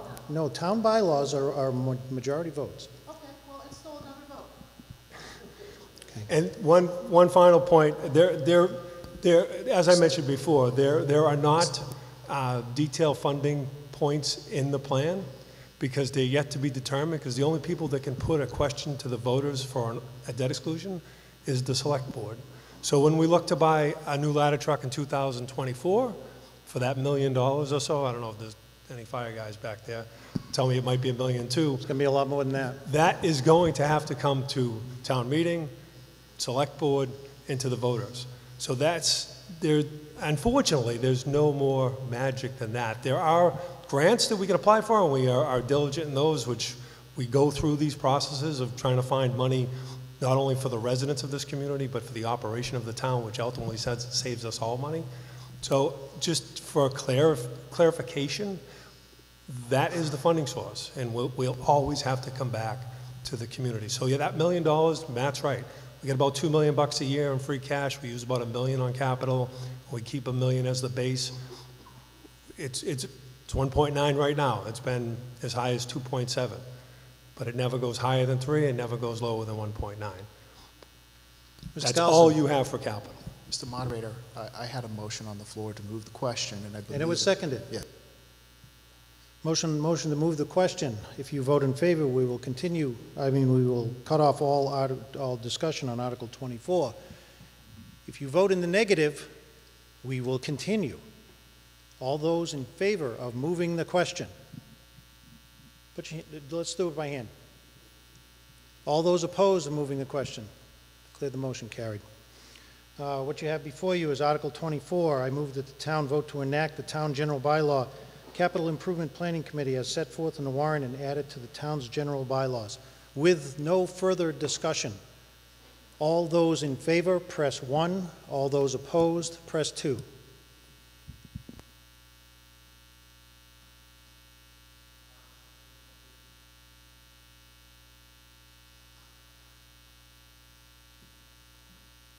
Voting is closed. Declare the motion defeated, 74-63. Article 25. Mr. Moderator, I have Mr. an easy Prisby. one for you. Mosquito control.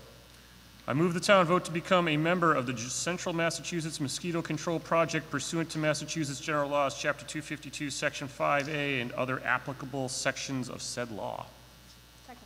Motion made and seconded. Is there any discussion on the motion? Yes. Deb?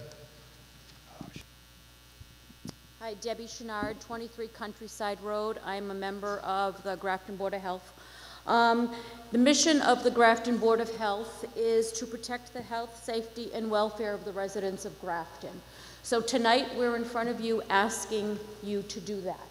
We would like you to recommend the passage of this amendment to join the Central Mass Mosquito Control Project.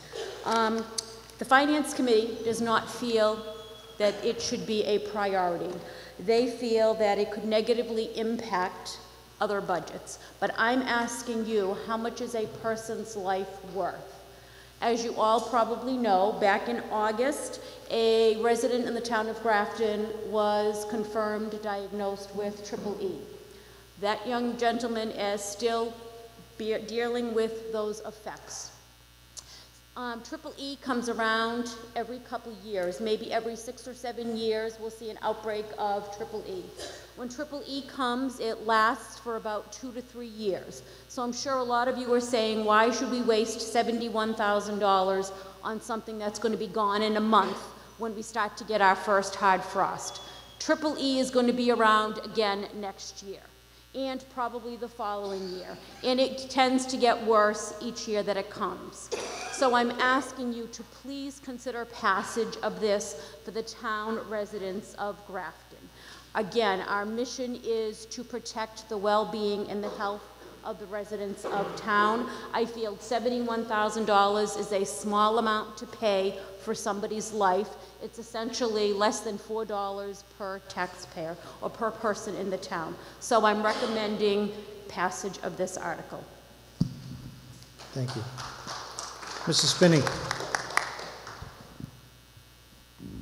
Elizabeth Anderson Spinney, 71 Potter Hill Road. I also want everyone in Grafton to be protected, but I think there's also another way to look at this. I opposed this article when it came up many years ago, and I'm opposed to it again. I understand that part of this program is testing and education, and that's all good, but there are a couple problems with this. Like the Finance Committee has pointed out, is very costly. And second, by signing on as voters, we lose control over what may end up being additional pesticide spraying in Grafton.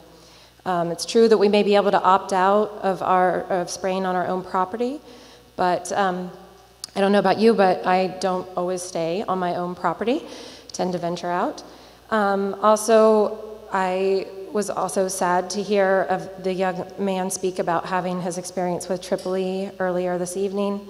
I also have a son. He's 11, and he's a cancer survivor for 6 years. And now he is at a higher risk due to his treatment of developing other types of cancer. And for the past 7 years, I've fought like hell to reduce his risk as much as possible. One of these ways by reducing his exposure to pesticides. Now, I'm not trying to say that by having pesticide spray in Grafton that we're all going to get cancer, but we're talking about a risk. And I tried to keep this town a safe place for him to live and to hopefully grow up. That being said, of course, I don't want him or my other 2 children or any of you to get Tripoli either. And when that threat came out, it scared me to death. But the thing is, with this program, it will not necessarily eliminate this problem. If you compare maps of the areas that took part in these programs to those that were at high risk during this past season, you can, which I've done, you can see that many of the towns that participate in this program were still at high risk for Tripoli. So I just wanted to point that out. And the other thing is, there are so many other things that we can all do that don't have this significant cost to the town that work really well. For example, I personally spray my lawn with peppermint and cedar oil. It works really well, and I have to tell you, I camp out in my backyard and did throughout the summer and never had any mosquitoes. So I endorse that. If you want to spray yourselves with mosquito repellent, go ahead and do that.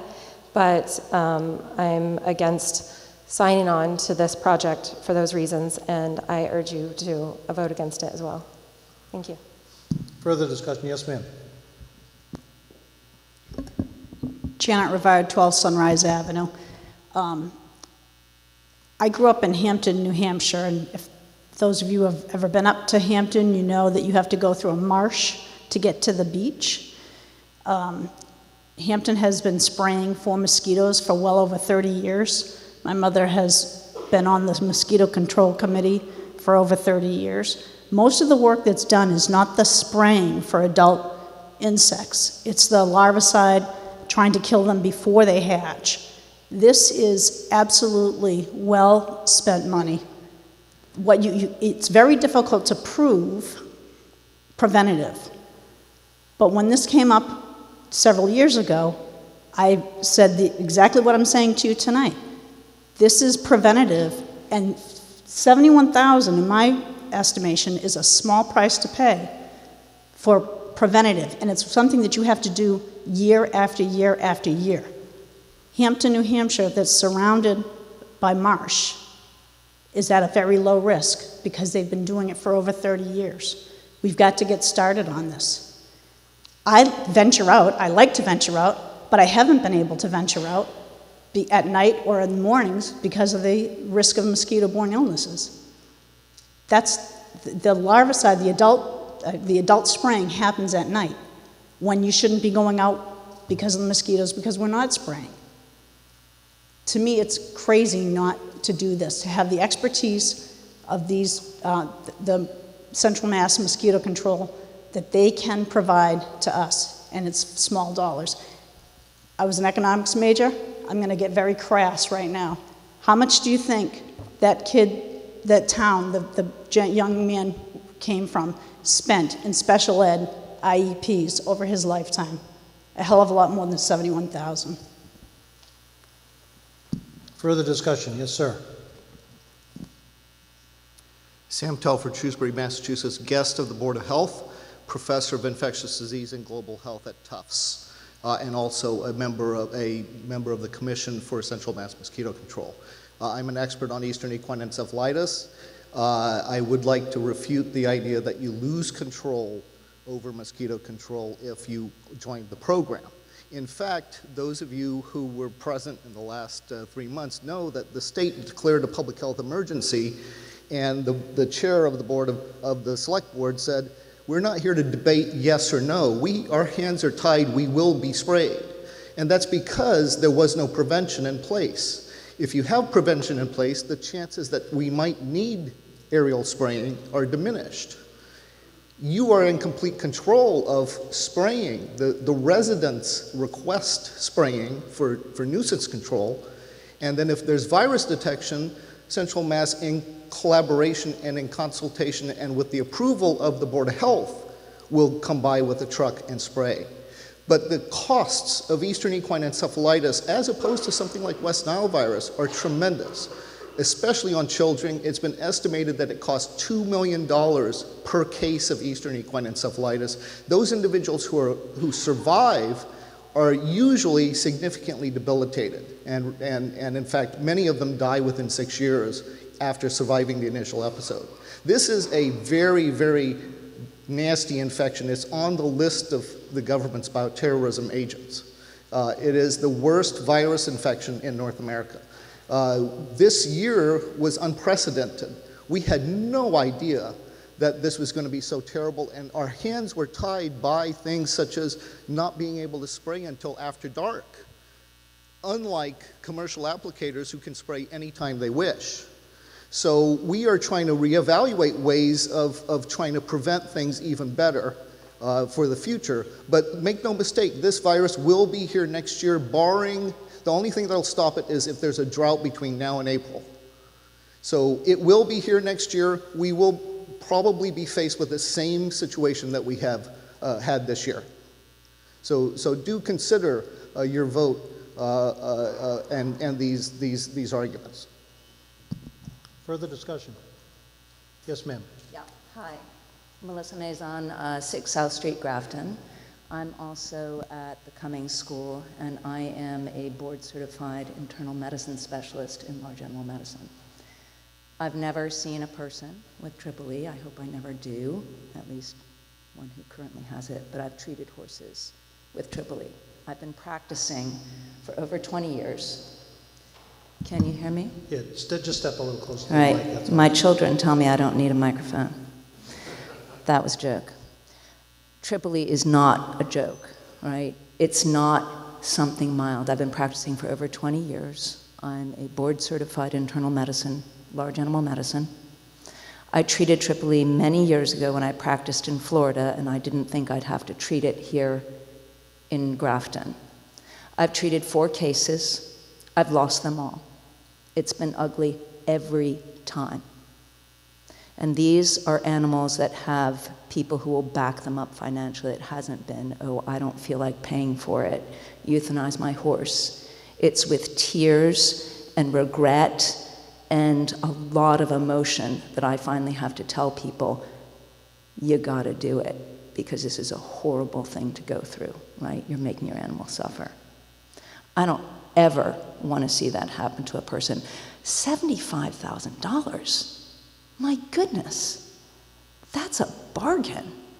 To avoid that kind of problem, and as Sam said, this is not a debatable thing as to whether or not this is relatively safe, and you have to weigh it in the scales, right? Nothing in life that's worth doing is risk-free. But some risk for huge gain seems like a no-brainer to me. Further discussion. Liz?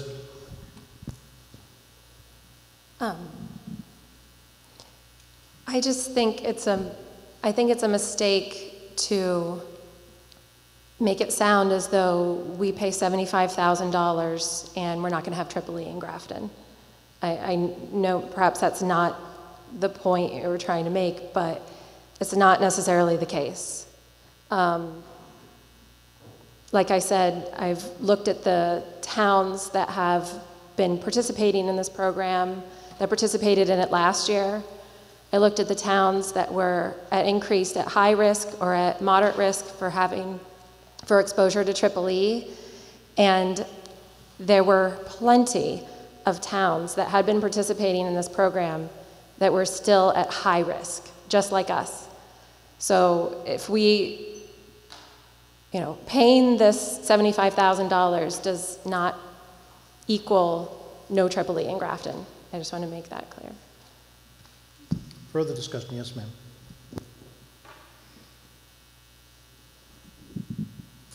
Irene Houle, 68 Carroll Road, member of the Finance Committee.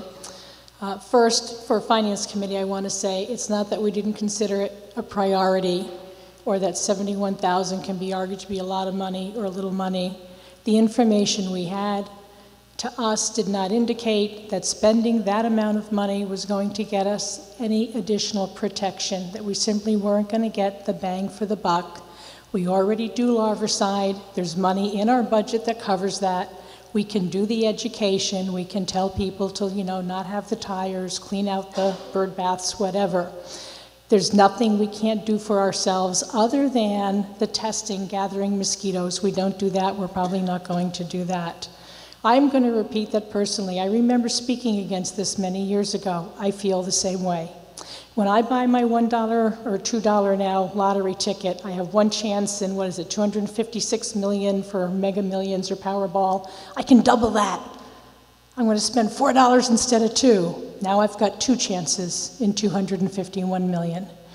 I do not feel that there is enough evidence that we really get additional protection. Now, if the assembled body votes in favor, you do. We'll find the money, we can put this in place. I would beg you, those of you that are concerned about this, and we all should be, and by the way, my property includes the kind of land that these mosquitoes love. Okay, and I'm still telling you that I'm not in favor of this. It is not a panacea. When they came over and did the aerial spraying, that is not a panacea.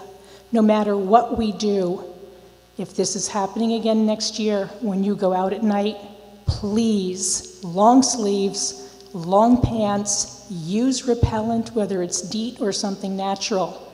Even if we do this, it is never going to bring that risk to zero, and it doesn't mean that now you can go have your backyard barbecues at 8 o'clock at night on a summer's evening. So even if we vote this in, please, please, please don't think that means you're free and clear. You're not. Please continue to take all the precautions that have been mentioned. Thank you. Further discussion on Article 25. I'm sorry? Is there a second? Motion made and seconded to move the question. If you vote in favor of moving the question, all discussion on Article 25 will cease. If you vote in the negative, we will continue. By a hand count, all those in favor of moving the question. Those opposed? Declare the motion carried. The motion before you is Article 25. I move that the town vote to become a member of the Central Mass Mosquito Control Project pursuant to Massachusetts General Law, Chapter 252, Section 5A, and other applicable section of said law. All those in favor, press 1. All those opposed, press 2.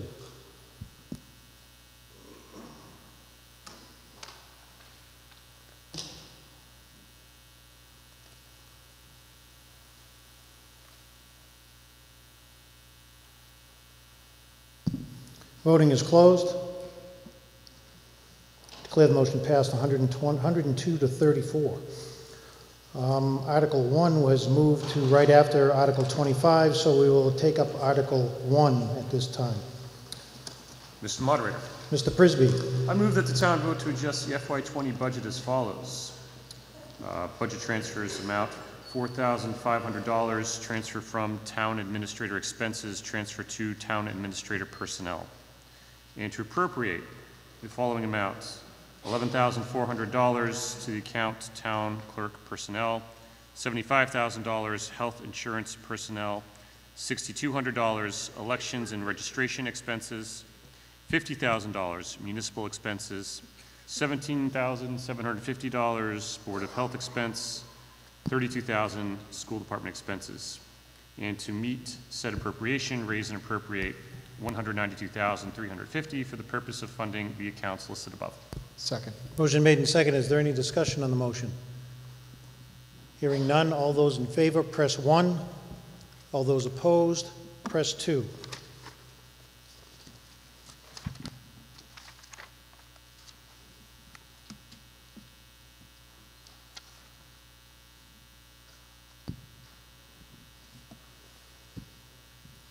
Voting is closed. Declare the motion carried 112 to 11. Article 26. Mr. Moderator, Ms. Thomas. I move the town vote to dispose of 7 Institute Road rear by sale, lease of up to 30 years, or other terms deemed in the town's best interest by the Select Board for purposes of locating a cellular tower thereon. Second. Motion made and seconded. Discussion on the motion. Mr. McInerney? I'm sorry. Just hang on. Yeah, can I come up to the podium, Mr. Moderator? Yes.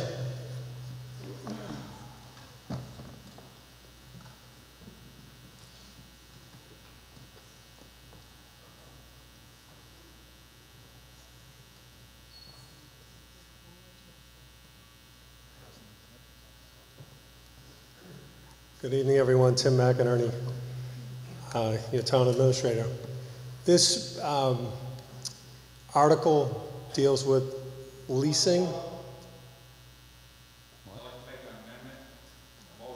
No, I'm not going to accept that at this point. I'll be brief. We have one bidder for this parcel that's right here. It's town-owned land. There is a cell tower in this area right now. There is a dispute between the tower's owner and the providers on that tower. Joe Layden has been, and the planning board's been looking at this site with a proposal that nobody seemed to get around. Crown Castle pulled that application back. At the same time, we learned of the conflict here. We identified this parcel that's consistent with our master plan and zoning to find municipal properties that can accommodate a cell tower, keeping in mind the fall distance that's required. And the second piece for me was public safety antennas that are not on this current site that we would have here. When we wrote the bid spec, we included 2 things. Besides the value of the lease or the sale, was the owner or whoever won this bid needed to have access to it.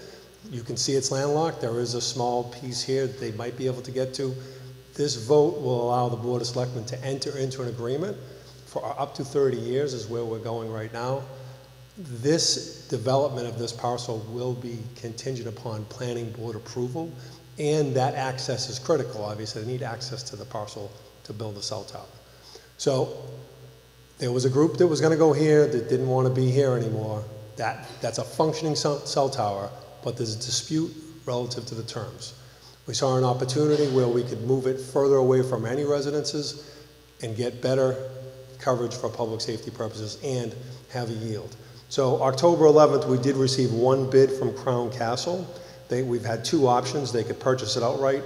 In their proposal, they said $300,000 or $26,400 per year with a 3% escalator for 30 years. If you do the math out, it comes to $1.2 million. The board hasn't got to this point yet, but I recommended at the joint meeting with the Finance Committee last week to go with the 30-year lease option, because it's obviously a bigger yield 4 times. So that would be the recommendation. But again, this article just allows you the opportunity for the board to enter into the sale. Of course, no one's going to close if they can't get approval through the planning board. So there's another hurdle and another public process that it needs to go through. We did this with Creeper Hill as well. If you remember, we bought a piece of land out of 61A or 61B, and then we turned it over. It was privately developed. We held a 100 by 100 area on the back of the land at Creeper Hill. There's a cell tower that sits there now, and over the duration of that lease, it'll yield about $900,000. So the $1.3 million for this proposal versus that one, we're obviously doing better, about almost $500,000 better. So I gave it to you in a nutshell. If you have questions for me, I'll be happy to answer them. Mr. Moderator? Further discussion? Yes, sir.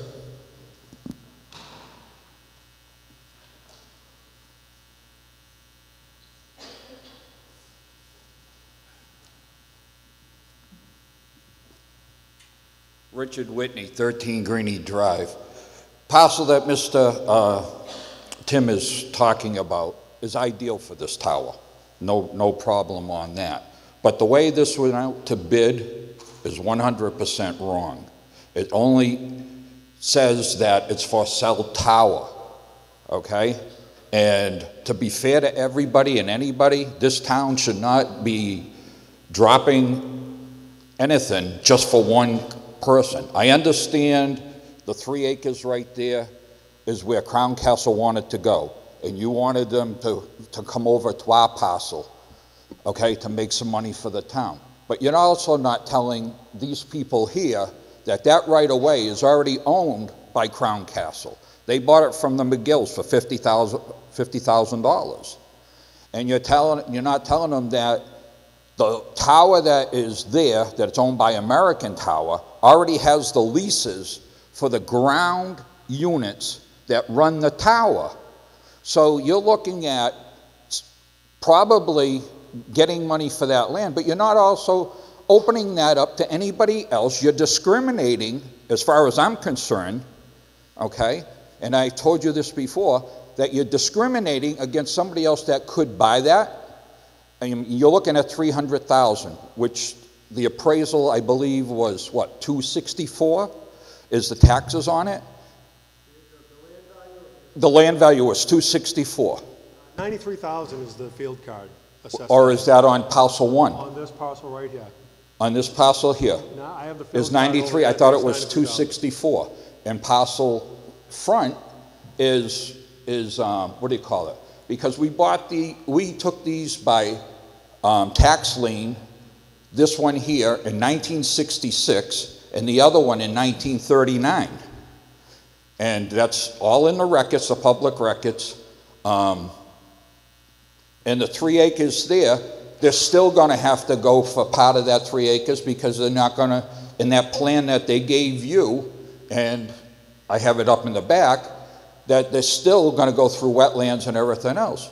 It's a good idea to get money and revenue. I'm for that, for the town. But this idea and the way you presented it on paper to other people is not there, Tim. And I think the town people here tonight should ask, and I would like to have this passed over, to have it redone and re-advertised that anybody can bid on this property. Not just Crown Castle that's right here in the front row. Anybody. You got one bid. It came in at 3:20 p.m. on Friday, and that was last week. And it came in with a bunch of other stuff. So what is going on here? I mean, you're doing a great job, but something's not adding up to a lot of people. And a lot of people's up in the balcony. It's my neighbors. And they live right there. And they're saying, why is the town doing this to us? And I guess I'm the big speaker, because you put in here, okay, up to 30 years just for a cell tower. To me, that's discrimination.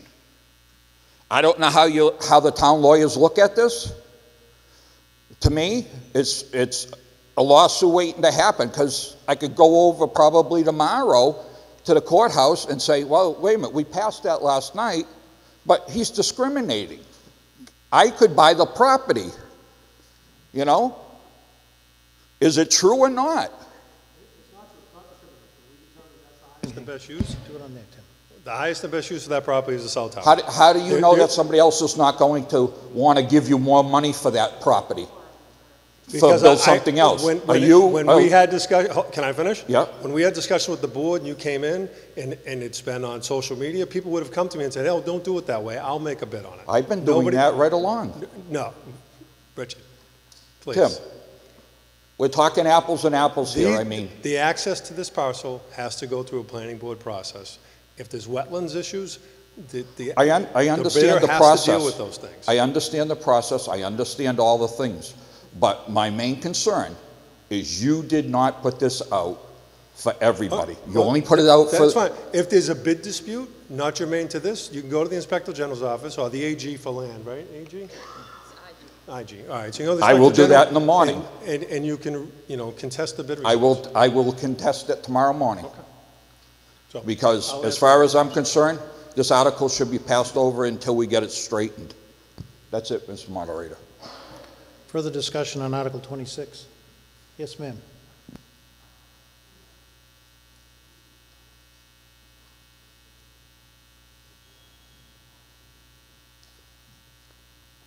Megan Lee, 25 Greeny Drive. I have lived in Greeny Drive, the cul-de-sac, my entire life. My house is on the projector. I have grown up next to all of these people. They are my neighbors. And what I'm concerned about is that this could lead to a 140-foot cell tower in my backyard. We already hear about the negative effects of sleeping next to our cell phones. Can you imagine a 100-foot tower looming over all of our neighborhoods 24/7?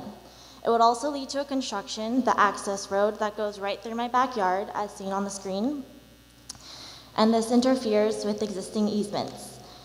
This neighborhood and those surrounding are filled with growing families and children, just like mine. And a company is trying to build a new tower, a higher tower, in a new location, even though there is a functional and existing one that's only 90 feet tall and hidden in the tree lines. Simply because of a business transaction and a better deal.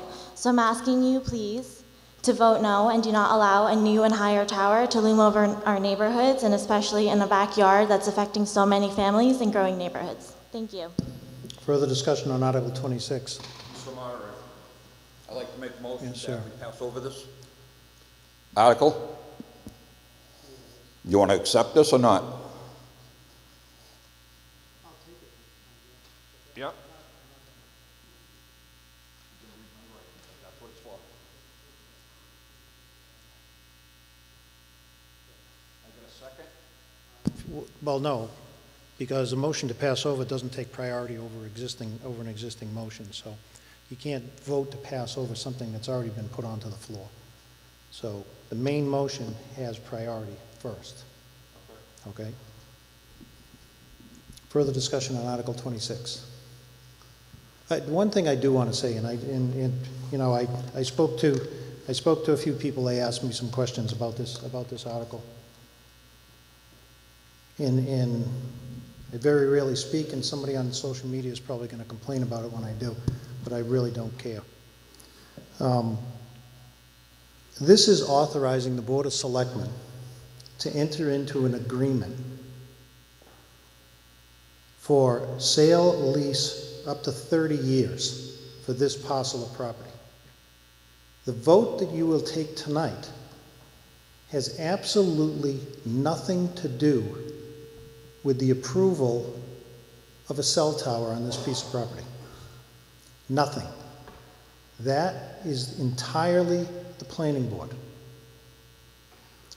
So if this passes, and it does get to the planning board, that's where your comments will be, and your comments are great and everything like that, I understand that. But that's where your comments will be. This vote just authorizes the board to enter into an agreement. They may not enter into the agreement, but that's what town meeting does. We authorize them to do something. That's all it is. Yes, sir. Good evening. I'm Scott Regan. I'm actually counsel for American Tower in the other dispute that we've discussed concerning Crown Castle. Sure. Can you hear me? Sorry. I'm Scott Regan. I'm actually counsel for American Tower in the dispute with Crown Castle that's been discussed. I'll keep my remarks very brief. I'm mindful of your comments. One of the things I would just like to point out is something any applicant is going to have to prove for the construction of a new cell phone tower is that all reasonable alternatives have been explored. And one of the issues that came up in the other case was the fact that Crown Castle filed an application without discussing it with American Tower, where it's basically a landlord-tenant relationship. Those discussions are still ongoing. So I would just like to point out a couple things. One, Grafton's bylaws favor using existing sites for even if additional antennas needed to be added to it. An applicant's going to have a heavy burden to build on this site if that's the purpose it's being put out there for. That's all I have to say is, there's an existing cell phone tower that works just fine. My client and Crown Castle have It just happens to be yours. Well, it's both of ours, and it's a relationship that's existed. That's fine. I was trying to just... No, and it's a relationship that's existed across the country for a long time. So that relationship's still going to be in effect, presumably, when this thing ultimately comes to pass through the planning board again. So I would just like to point out those comments. Further discussion on Article 26? Yes, sir. One more. This requires a 2/3 vote. Understand something, people. This is our town. We're here to vote for something to make money, yes. But where there's already one tower and it's already there, and to do this just for one person or one company is not right. I've been in this town for 63 years, and a lot of you have been here longer than I, okay? And I'm just saying, something's not right in Denmark. When you don't feel it, don't do it. And I'm asking you to vote no tonight, to not let them enter into an agreement unless it's done properly by letting everybody bid on this property for buying it outright or for 30 years. Not just because there's a problem next door and when we can make a quick $1 million over 30 years, where does that 24 or 25 go each year? That's just a drop in the bucket to these people because they're making more money off the cell towers than we could even fathom. I'm not against cell towers, I'll be honest with you. These people are nice people, but let's do it right. When they came to us in this town and we had a meeting at the middle school next door, they told us that this was their plan B of the 3 acres. Turned around, they didn't have a plan B and they didn't know that American Tower owned where they were. They said some third party did. So, as far as I'm concerned, I like the people, I like Tim's idea, but you know what? Do it right, do not discriminate to anybody. If you're going to sell or lease property, that's our property. These gentlemen and ladies are gonna be in and out, do their job and get out and not care. We have to live here. And some of us have been here since birth and our families have been here before that. Just like Jim Gallagher said earlier with the Indian reservations, it's something we're not gonna get back if we spend to do this. So I'm asking you tonight, I'll wrap it up, I see you, and you know what? Let's vote. There's only a few of us here, needs 2/3. Please, I'm asking you, I'm begging you, let's not let them do this tonight. Let's come back in the spring and have it for everybody can vote on it, to bid on it. That's all I'm asking. Further discussion?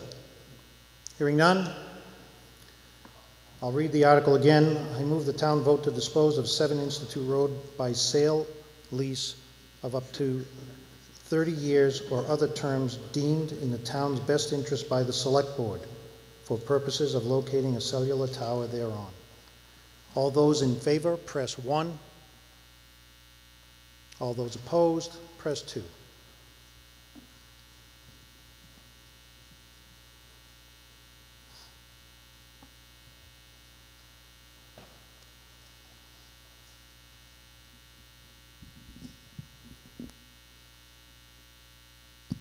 Voting is closed.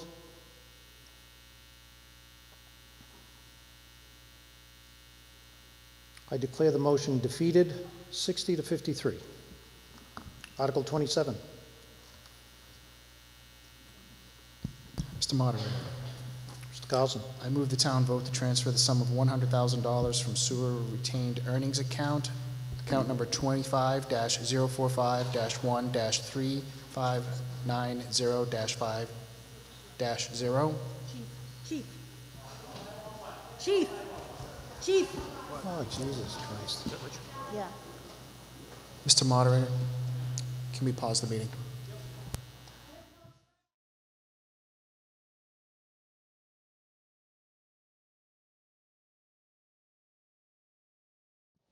Well, I hope he's going to be okay. That's a that's a tribute, by the way, to our first responders. There's a lot of firefighters sitting back there that helped out, a lot of police officers that helped out. They did a great job.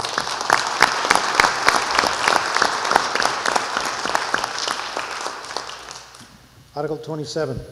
Mr. Moderator. Mr. Carlson.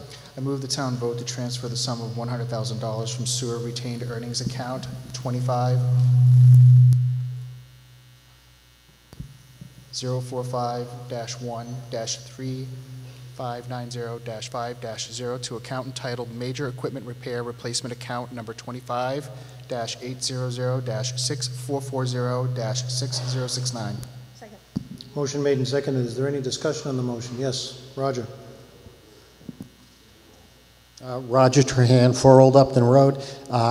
Just using the mic to say yes to this motion, but also to be on record as recommending that it may be time to at least not replace these 2 mics, but bring back runners for what we just witnessed.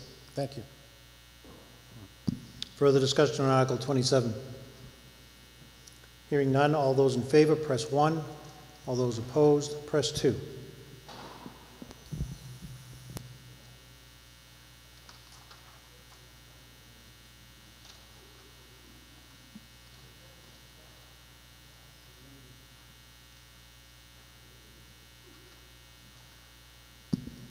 Voting is closed.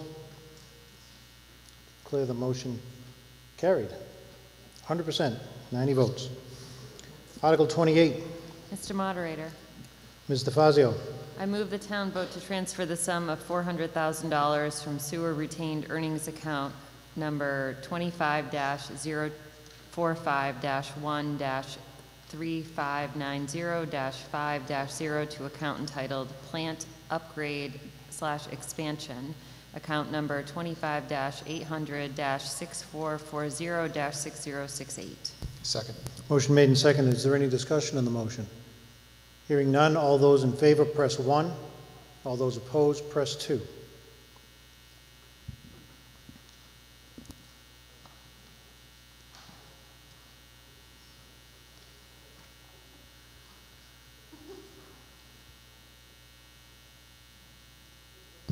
Voting is closed.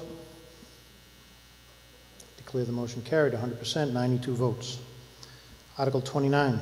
Mr. Moderator. Mr. Prisby. I move the town vote to transfer the sum of $100,000 from the sewer retained earnings account number 25-045-1-3590-5-0 to account entitled Inflow and Infiltration and Repair number 25-800-6440-6288. Second. Motion made and seconded. Is there any discussion on the motion? Hearing none, all those in favor press 1. All those opposed press 2.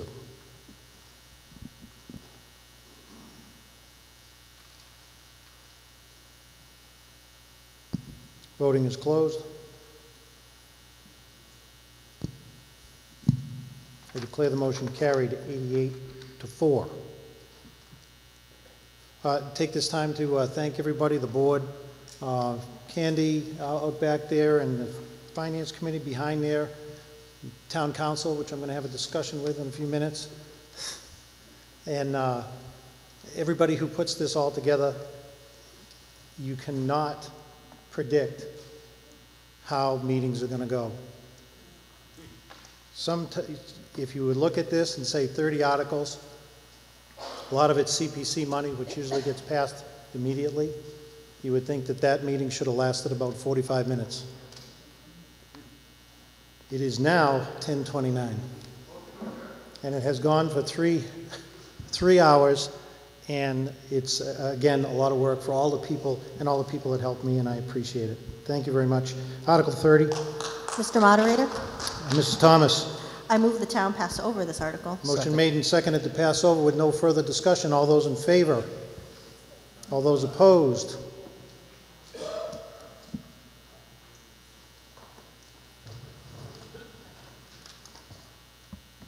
Voting is closed. Motion to adjourn.